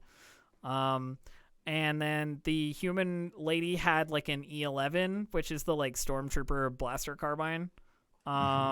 Standard. It looks like it's been well loved, and like long time use. You know, it's got like a couple of like decal stickers on it and some wear and tear. She's also got a pair of goggles that look like they're just for protecting your eyes while you're welding. On her like head. That blaster's worth a bunch of money, even if no one's going to use it. Yeah, I mean it's old, so it's not worth as much. It's not like factory issue. Yeah, I saw there was a separate like mechanic for selling rather than just doing the like half price thing. Correct. Yeah. So there like you don't want to do that thing where you collect every blaster pistol that drops. You know, like it's not Star Wars to do so. But yeah, I mean it is a good gun. The other thing is the guy you've just shot, he had a blaster pistol, just the standard holdout blaster, as well as armored clothing, not armored clothing, but like heavy clothing. There's the condenser itself, which is like a fairly valuable piece of technology, but it's also very unwieldy. Like trying to pick it up and carry it through the jungle would be like you'd need a like a crane, or not necessarily a crane, but you need like a proper rig to carry it, like a Yeah, like one of those floating vehicle or palanquins something. that they have or exactly. whatever, right? Yeah, the hover palanquin things. Yeah. The ship is open and sunk into the ground. None of you have been in it yet. If you want to go in it, you're welcome to go in it. Salvage. I think the one thing that Mabel will do, if she gets to it first, is the holdout blaster. Uh-huh. She just like pushes it into Omni's chest, being like, even if you have a distaste for this, it may be something that you need. And she just kind of like stubbornly insists that he like put it on his belt or something. Yeah, Omni's a thing. Sorry, I keep misgendering your character. I'm sorry. I will. That's fine. Yeah, so she just like pushes it into their chest and is like, yeah, you may need this, even if you don't like it. Does the thing hold it up by like the corner? Well, if I'm going to be carrying on with the rest of you. And then she just indicates on the side, like, this is the safety. Keep that on. The safety immediately turns it to stun. You're like, yeah, okay. Yeah. All right, yeah, I'll add that one. All right, cool. I'm not going to be too difficult about it. I don't want to make everybody's lives harder just for a flavor thing. And Mabel's mentality too is, right, like, even if you never fire it, people will see that you have it at least and like understand you as being, someone potentially capable of, dangerous. yeah, defending themselves at the very least. So is Omni checking out the ship, or anybody else checking out the ship? You wanna yes, take a look? please. It looks I'd like love to see what's on closer inspection. It's definitely a YT model. It's like a Corellian type of freighter. It's like one of the Millennium Falcon style like modified freighters. But it changed my mind. I want that instead of my ship. It is completely inoperable. It's been overgrown by the wilderness. They clearly weren't practicing the appropriate discipline to keep the wilds off of it, and like all of the vents and the any nook or cranny that fungus could start spreading and growing and sporing in, it has. And going onto the ship, you can see it's not looking great. Even for like basic salvage, it's probably, if you were gonna try and like strip it for parts, you might find like one or two usable bits. But even I wouldn't want to do like the whole scrap thing because that takes ages. It takes forever. You'll be out here for hours. Yeah. Yeah, so I'd want to look for like working modules. Yeah. It's and there's some stuff that you see like the MC-18 back home, could use. I'm not gonna go into detail because I'm not an engineer. Sure. Just tell me. So it's just like you find like one operable piece, and we'll put that towards like fixing the MC-18 as like a clock, so to speak, metaphorical term. Piece. And you manage to pull it out. It doesn't take you too long. You just like screwdriver it out, so to speak, and it doesn't wear on your oxygen supply to stay here and do that. So. What's the next move? How are you gonna the thing that comes to my mind is, how are you gonna prove that you dealt with this? Like, what's the proof angle? Doesn't feel very Star Wars to bring back like an ear or a head. I mean, like you could take photos. We do have our scanner. We can just kind of pop a couple of you could search pockets for IDs. That's another good one. Yeah, let's do that. Data pads and IDs. Yeah. So if there's a data core in the ship, we can grab that too, possibly. I probably have like a shadow play recording of all of the life sign things on the scanner slowly like beeping out. Like horrible. Cheat codes we found out like an ID what thing. It scans, by the way. So you grab up their like ident chips, as well as anything in their pockets that might be useful in identifying them, data pads, like personal effects, that kind of thing. I'm gonna take that E11 blaster too. Yeah, feel free to take the E11. What's up, Andrew? Can I insert a thing into the like lore of the game here? Please. Let me ask you what you think about this. Go. So, I'm a medical droid. Presumably I have to pronounce people dead in some official capacity, and there must be some like death means certificate, whereby I do this. And so I'm wondering if like there's a thing with their ID their ID isn't like a paper ID, it's like an electronic thing, right? Yeah, exactly. Maybe there's some way where like if you've like, witnessed their death, if you I'm can witnessing mark their them. death, I can like plug the thing in and like scan their vitals with my built-in stuff, and it just like toggles it to deceased. No, I like that. That's really cool. Yeah, It's like gene coded or something, so you can confirm. Let's definitely do that. I like that. The idea of like being able to pronounce people officially dead as being part of your duties. So, you have the ability to do so. So yeah, if such a bureaucratic thing exists, definitely Mabel would be familiar with it and would perform it for these people. Yep. Provided that they are, they have IDs. They and do. They're in the system. They right? they definitely are. Yeah. It's clear that they weren't like professionals because they forgot to turn their transponder off or couldn't after it was broken. You know what I mean? Yeah. I love how you're worried about it being a trap and they were just incompetent. Yeah, they're just idiots. Yeah. In a act of total desecration, I would like to dub this the HDJ protocol. HDJ for he's dead, Jim. Oh no, the streams are crossing, which Yeah. by making that joke, I have now crossed three different streams. IPs. Yes. There we go. Cool. All right. So I need one of you to make a perception check. Since Zyle is putzing about not doing anything active, I'll let them do it. Yeah, sure. Hang on. I just got to change the dice pool 1 sec. Boop. Okay, go ahead. God damn it. Noted. Okay. You take a bit of strain. You take one strain while you are like peering into the wilderness around you. And that is all you get out of that. Wonderful. So, I assume that now that you have all of these things, you'll be headed back, right? Yeah. Thumbs up. Okay. So you make your way through the jungle back the way you came. The path is a little easier because you've just walked it. Obviously, like you can push back the way that you came, and make your way Did back. we take the flamethrower? I don't know. Did you? We can. I could grab it for brush clearing. I'm not like good at using heavy weapons, but Mabel is. Yeah, a flamethrower. Fairly A strong and flamethrower can would carry be lots of like stuff. a gunnery skill. Yeah, to use it in combat. Right. Yeah. But I feel like since we're going to be traveling around on the planet, it's Oh, useful you to want to have use it as for a- like clearing? Yeah. Yeah, this as is a the tool equivalent to have. having a big machete or whatever Yeah. to hack through the jungle. Oh, it's a good idea. Yeah, if you can carry it, I'd appreciate that. But can't carry anything anymore. You gave me a pistol and now I'm encumbered, so whatever. Yeah, Mabel is a bit of a pack horse, so.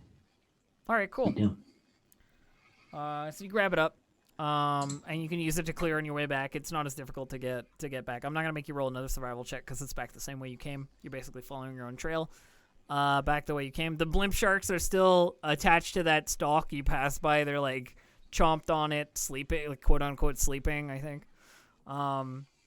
It's So the whole cool. it's the whole like sharks have to keep moving or they or they drown. It's the equivalent in the air. They just hold on to something and fall asleep. So you make your way back to Vode City. They let you in, no problem. You go through the disinfector to get rid of any spores, like on each of you. And back in you are let. The as you pass by the market stall area, Omni, the jowl on the stall Bosuck, sort of like makes a loud comment like, "Did you go? Like, why were you out doing that?" I'm afraid not this time. All right, well, deal's only on the table until somebody else handles it. Oh no. Yeah, we just the big man came to us personally.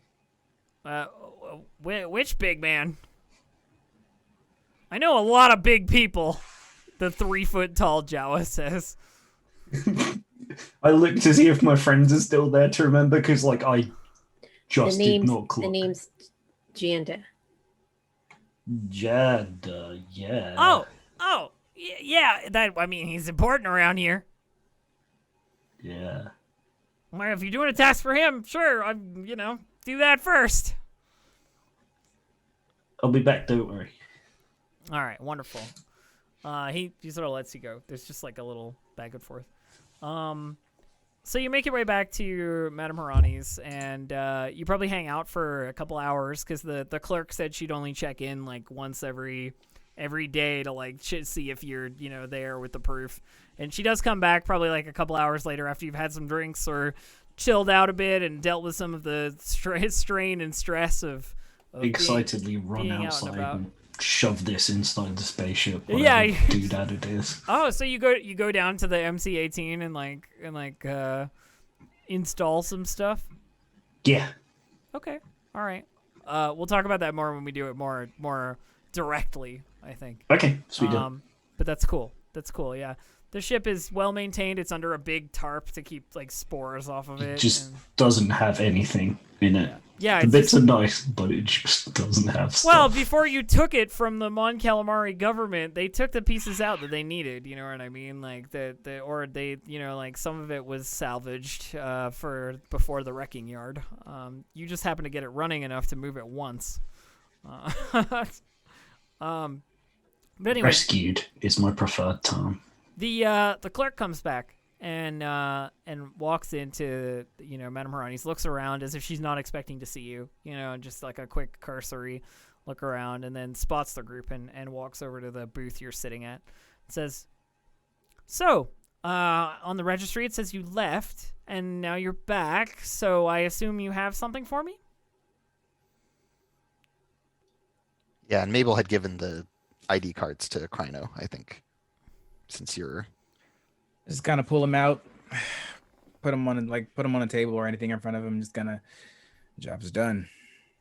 She picks up the IDs and looks them over for a second, and then notes in the data pad some things. She's holding a data pad like a ledger, kind of all the time. Notes some things, and then puts the cards away in like a back pocket, and nods, takes the data pad off, swipes it.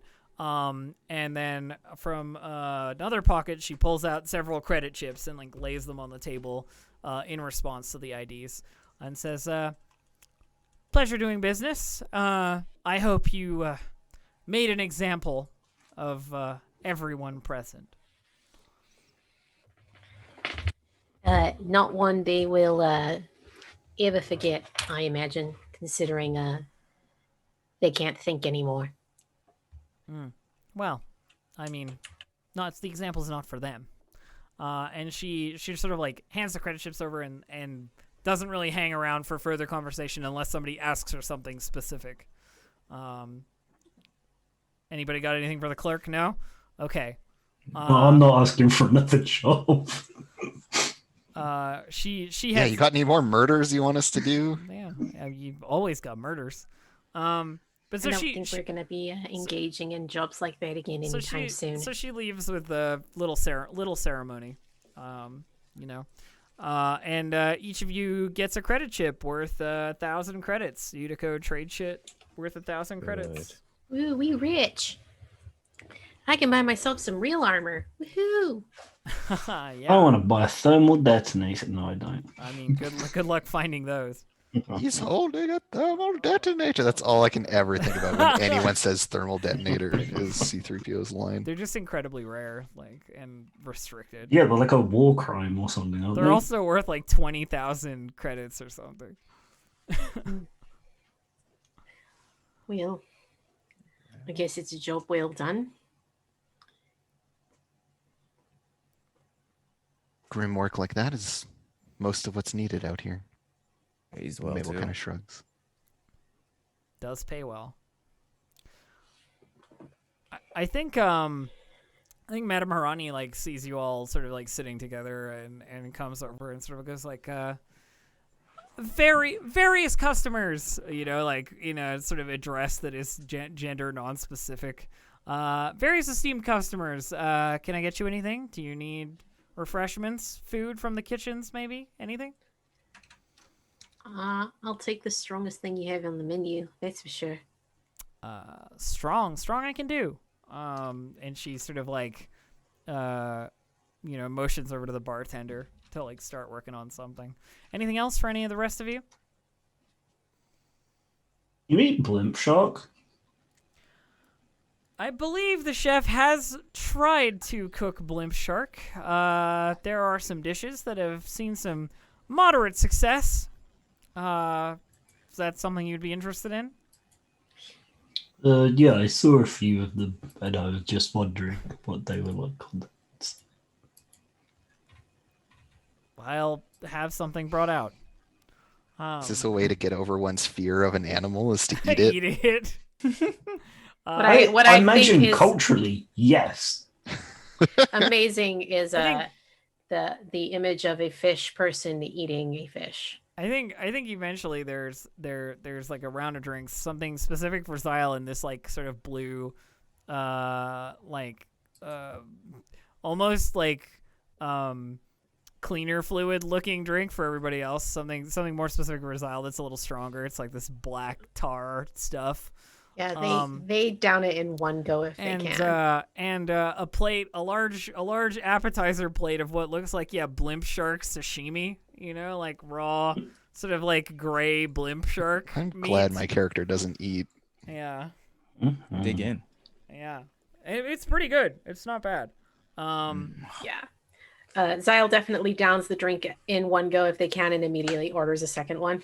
Yeah, I mean, that's like a constant chug maneuver followed by a new one. And you're feeling particularly buzzed after that. There's a pretty solid feeling to it. Yeah, they're trying to get as inebriated as is socially acceptable. Just getting hammered. Just getting absolutely hammered. I love it. Mm-hmm. I think at some point during the like meal / drinks portion of the evening, Keld comes over, Kryno, and leans on the table a little bit, and she's eating what looks like she's got a board in her hand, like a wooden board almost, that has like cheese and meat on it in various like sliced up charcuterie style, I don't know how to what the word would be, but she's holding that, and like occasionally eating one piece or two. This like ancient gray wrinkled lady, she goes, I hear you got some bounty adjacent work at least, Kryno. I did. Needed to make sure I wasn't rusty, just in case I was hunting a bigger fish. And when are you going after the bigger fish? Depends. She like pops a piece of salami in her mouth or whatever looks like salami on the plate. Do you know a pond I need to look in? Well, you've already asked about the bounty hunter who survived. It's about the biggest fish out there, Panakata.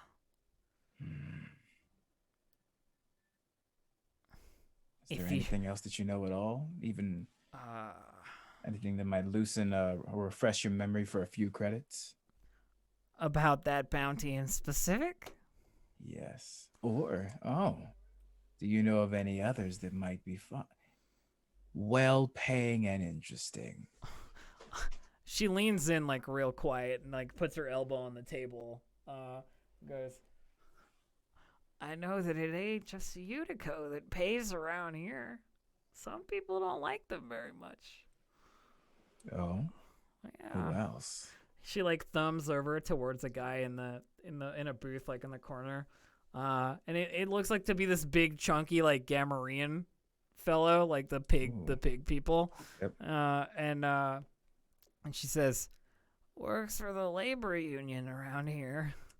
Some mismanagement I'm sure he'd want you to deal with if you don't mind getting on their bad side.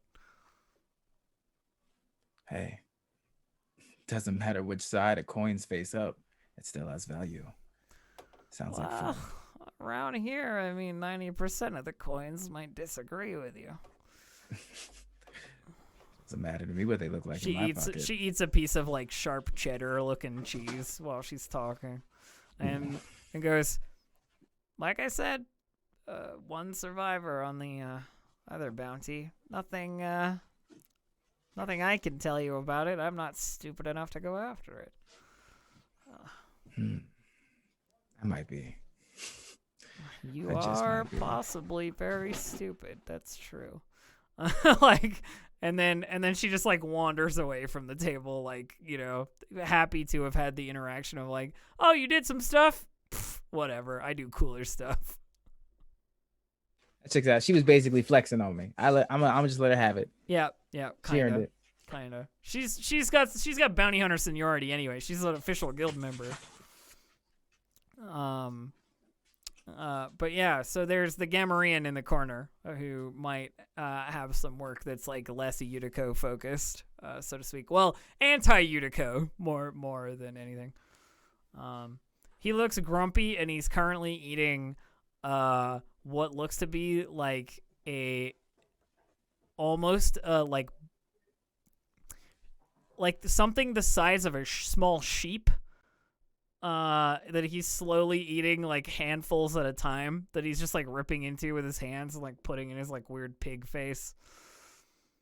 It looks pretty messy. It's not exactly a cleanliness sort of consuming. Wow. I'm Weird gonna go pig over face. I'm gonna go over and have a little conversation. Yeah, sure.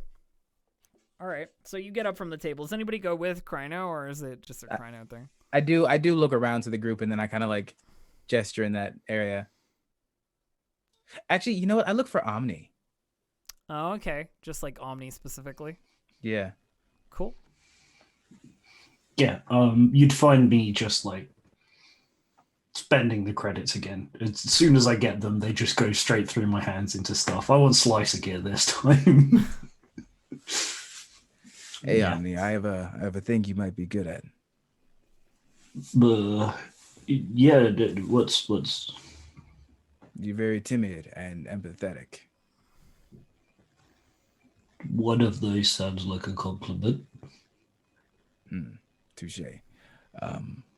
There's someone in the bar that seems to not care about Utico. You might be able to speak to them better than I would, if I'm being entirely honest. Oh, sure, for another job. Most likely not having to shoot anybody. Potentially not having to shoot anybody. I can't say that for sure. They do certainly have a lot of technological targets.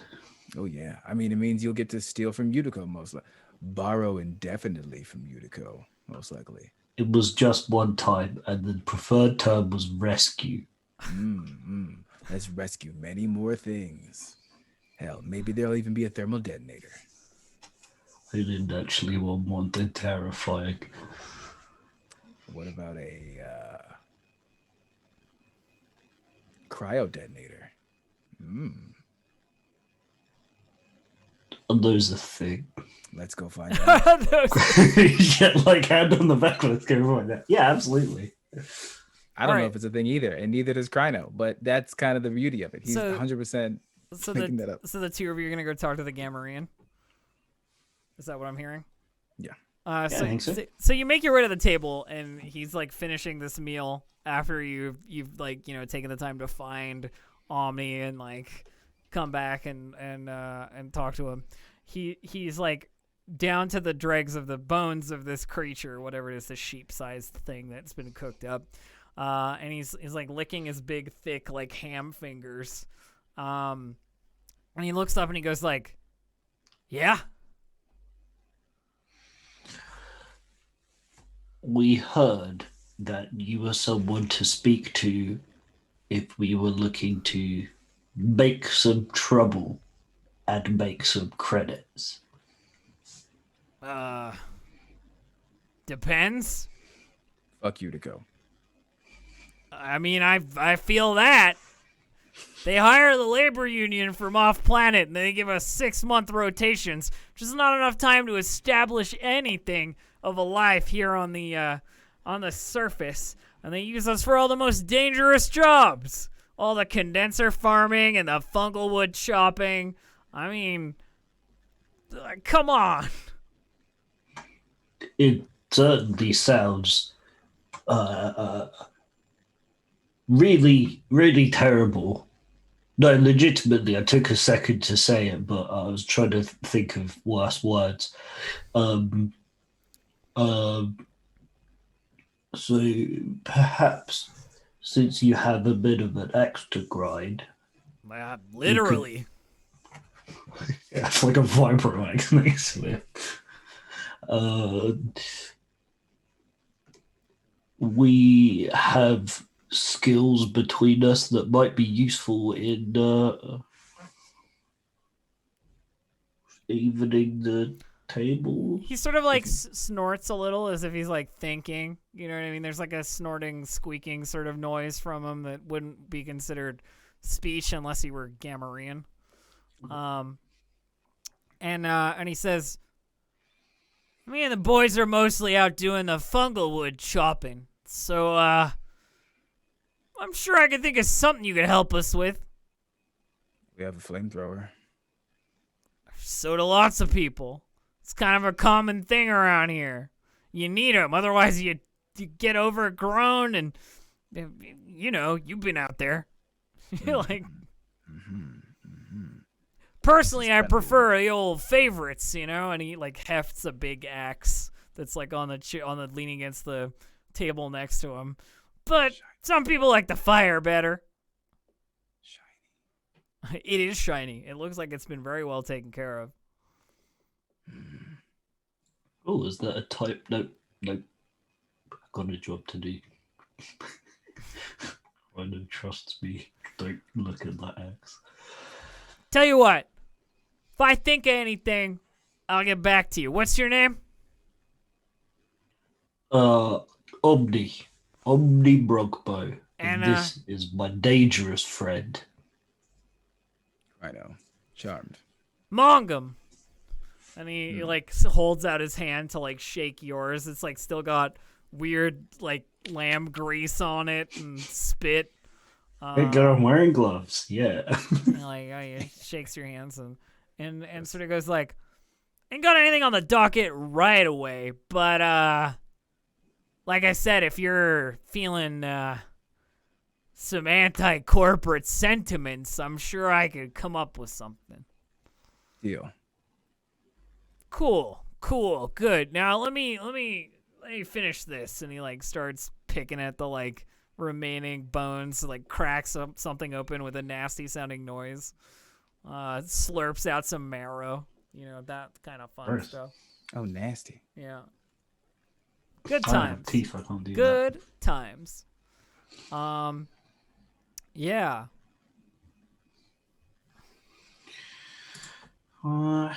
Where's Yeah. and Mabel? Yeah, what are up to? Mabel and Zyle up to during all of this hullabaloo? Zyle has been getting absolutely trashed. Oh yeah, Zyle's getting hyper drunk. Yeah. Because we all cope in our own ways. Doing Some great. of those coping mechanisms are healthy and some of them aren't. This is the most 18-year-old coping method that I could think of, to be honest. Yeah. It's very true. They are getting absolutely trashed, and I think that as Omni and kind of wander off to take care of business, Zyle kind of is like propped their head on their hand and is listening to their friend sing as he is wont to do. Oh yes, Langlier. Yes. Langlier. Let me roll on the Langlier table. Hang on. What beautiful wonderful- song is he What serenading wonderful us on? Langlier Galway song do we have available to us today? So 82 is Rebreather Rhythm. It is bouncy and highly danceable. Completely incongruous to Zyle's mood, which is fantastic. Yeah. So they're listening to this and like their head is kind of like, you know, nodding along like involuntarily almost. It's just like, you know, there's music with rhythm. And I think they kind of look around for a moment until they can get the madame's attention. Yeah, if you want her attention, you can flag her down for sure. She's always attentive. So she walks over to you, looking all drunk and, not disorderly, but drunk and sad, and stands by the table, her hands folded behind her back. I don't suppose you have anybody in the older range, kind of matronly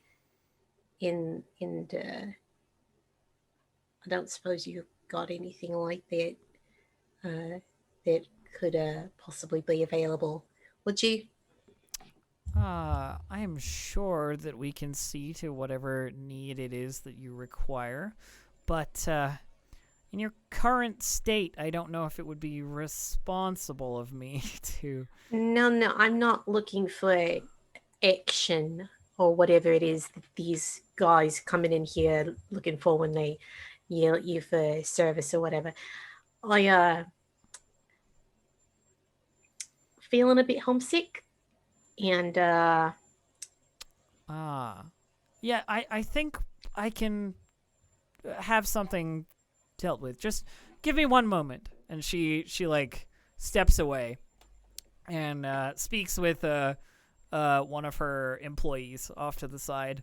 There's like a brief hushed conversation, and the employee sort of nods and goes like, okay, I can probably do that. Like, there's a little like back and forth, and they step away, and from the same room that they left into, out steps a sort of like mid-40s chiss woman, and she walks over and she sits down across from you, and says, feeling a bit homesick? yeah, I was kind of hoping well, this is a little bit weird maybe, but I'm kind of, you can never tell anyone I said this to you. I'm kind of missing my mom a little bit, and I was wondering if maybe we could I don't know, go back to my room and maybe talk, and maybe you could hold me. She sort of smiles and like in a sympathetic way goes like, never be embarrassed about missing where you're from.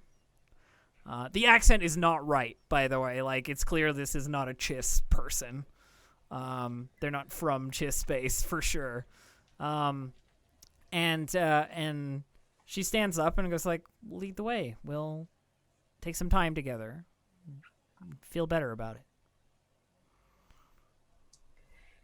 And that's what Zyle's up to. Yeah, that was cool. That was very awesome.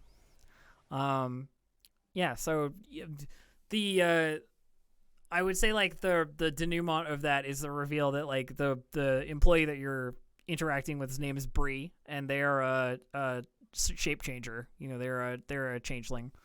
Yeah, I think you introduced them last time. I did. It's very yeah. cool, very cool, cool thing. It's very cool.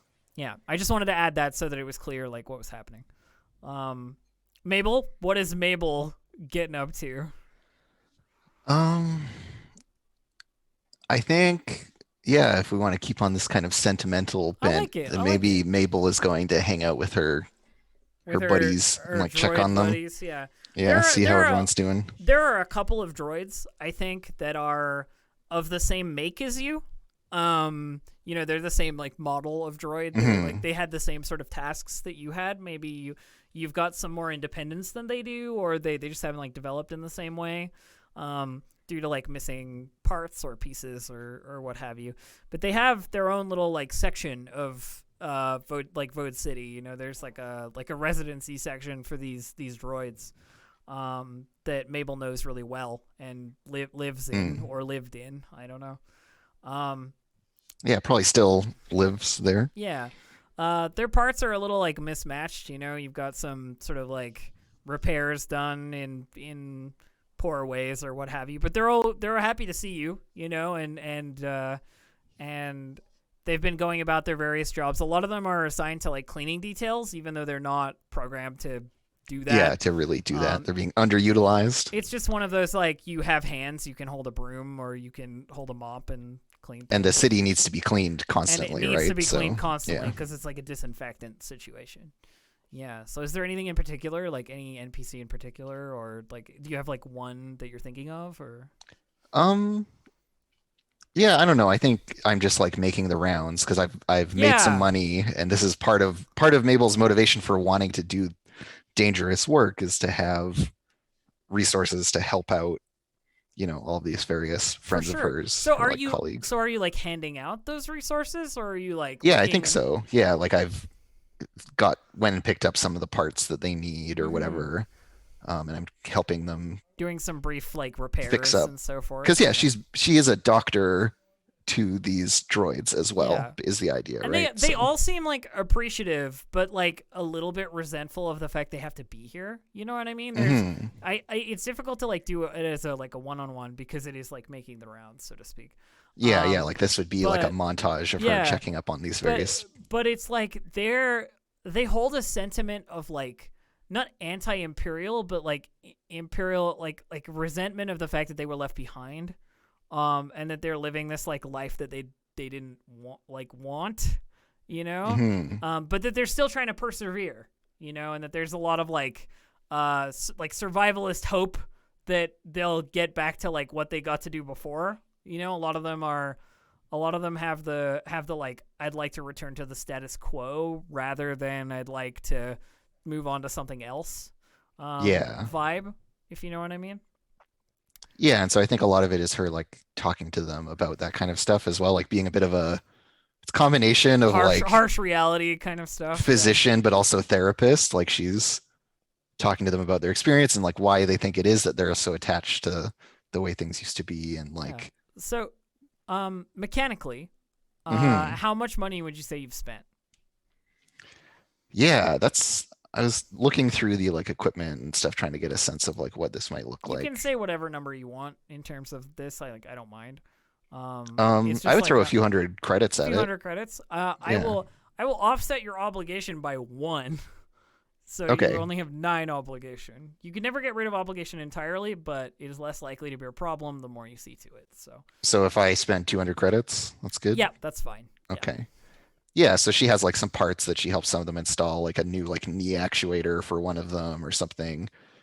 And she like or she does like overhauls and maintenance of a lot of their joints. So it's like they put their leg up on a little bench and she like takes their knee assembly apart, cleans everything, meticulously reassembles it, this kind of stuff, while all the while like talking to them and Mhm. establishing those Yeah, connections. and I think some of them have come around, like have come like a fair way around to like how you think about things. Like they're making the most of like their situation as is, or trying to help you do the same thing that like the others are doing. You know what I mean? Like trying to like contribute in their own ways. You just kind of have the means at the moment. Yeah, like I think a common refrain is her being like, well, we are a community after all, and like really trying to emphasize this idea that like they have a solidarity together. Togetherness, yeah. Yeah. No, I like that. I like that a lot. I think that's a good note to like close out on. Of like Mabel doing the rounds. So let's end there, and we'll be back next week with more Desperate Gamble. We got some cool stuff, like some emotional beats at the end there. That was nice. I like that. Things are happening. And honestly, like that kind of stuff, if you ever want to engage in like role play that your character is involved in, like that's the kind of stuff I want out of this. You know what I mean? I try and move things in various directions or lead you on various paths, but like what your character wants is the driving force of like where this narrative is going. I don't have a track to put you on necessarily. The world is just moving around you. So anyway, let's do shout outs. Gabe, you want to start off? Sure. Hello, I am Gabe. You can find me at Gabe James Games on Twitch, Twitter, and pretty much anywhere else. I do cosplay, game design, and voiceover. I'm the in-house game designer for Roll20. Not even just going to say the announcement of an announcement. There's not much that has really happened this past week. Next week, I have a couple things that I'm going to be announcing, including like a few like smaller projects. I've turned myself to doing more small things instead of trying to make myself do big things, because then I'm just like tired. And like, oh my gosh, I don't have time to be tired anymore unless I'm actually sleeping. All right, cool. Aki, you're next. Hi, everybody. I am Aki. You can find me on Twitter and Instagram at MixGenie in a Bottle. That's MXGINI INABOTTLE. And yeah, what I'm up to is what I'm usually up to, playing lots and lots of games with other really cool people on the internet. Pretty much almost every day of the week, you can find me doing something. Yeah, I have nothing new to report. Nothing new has popped up on my radar. Steady as she goes. The new Pantheon's new season just started back up over at Saving Throw Show, and that's a lot of fun. I have some really exciting things I do actually next week have an announcement that I will be able to share next week. Yeah. All right, awesome. Dave? I want to join in, but I don't have anything. I don't have anything. You can follow me though on Twitter, Dave_the_human. I've been making some more little D&D things. I was thinking of releasing like a little group of them with that switch weapons thing in, and some other ideas I had, putting them together, make it each page. I don't know. Sounds great. That's what I'm working on. Yeah. And Andrew?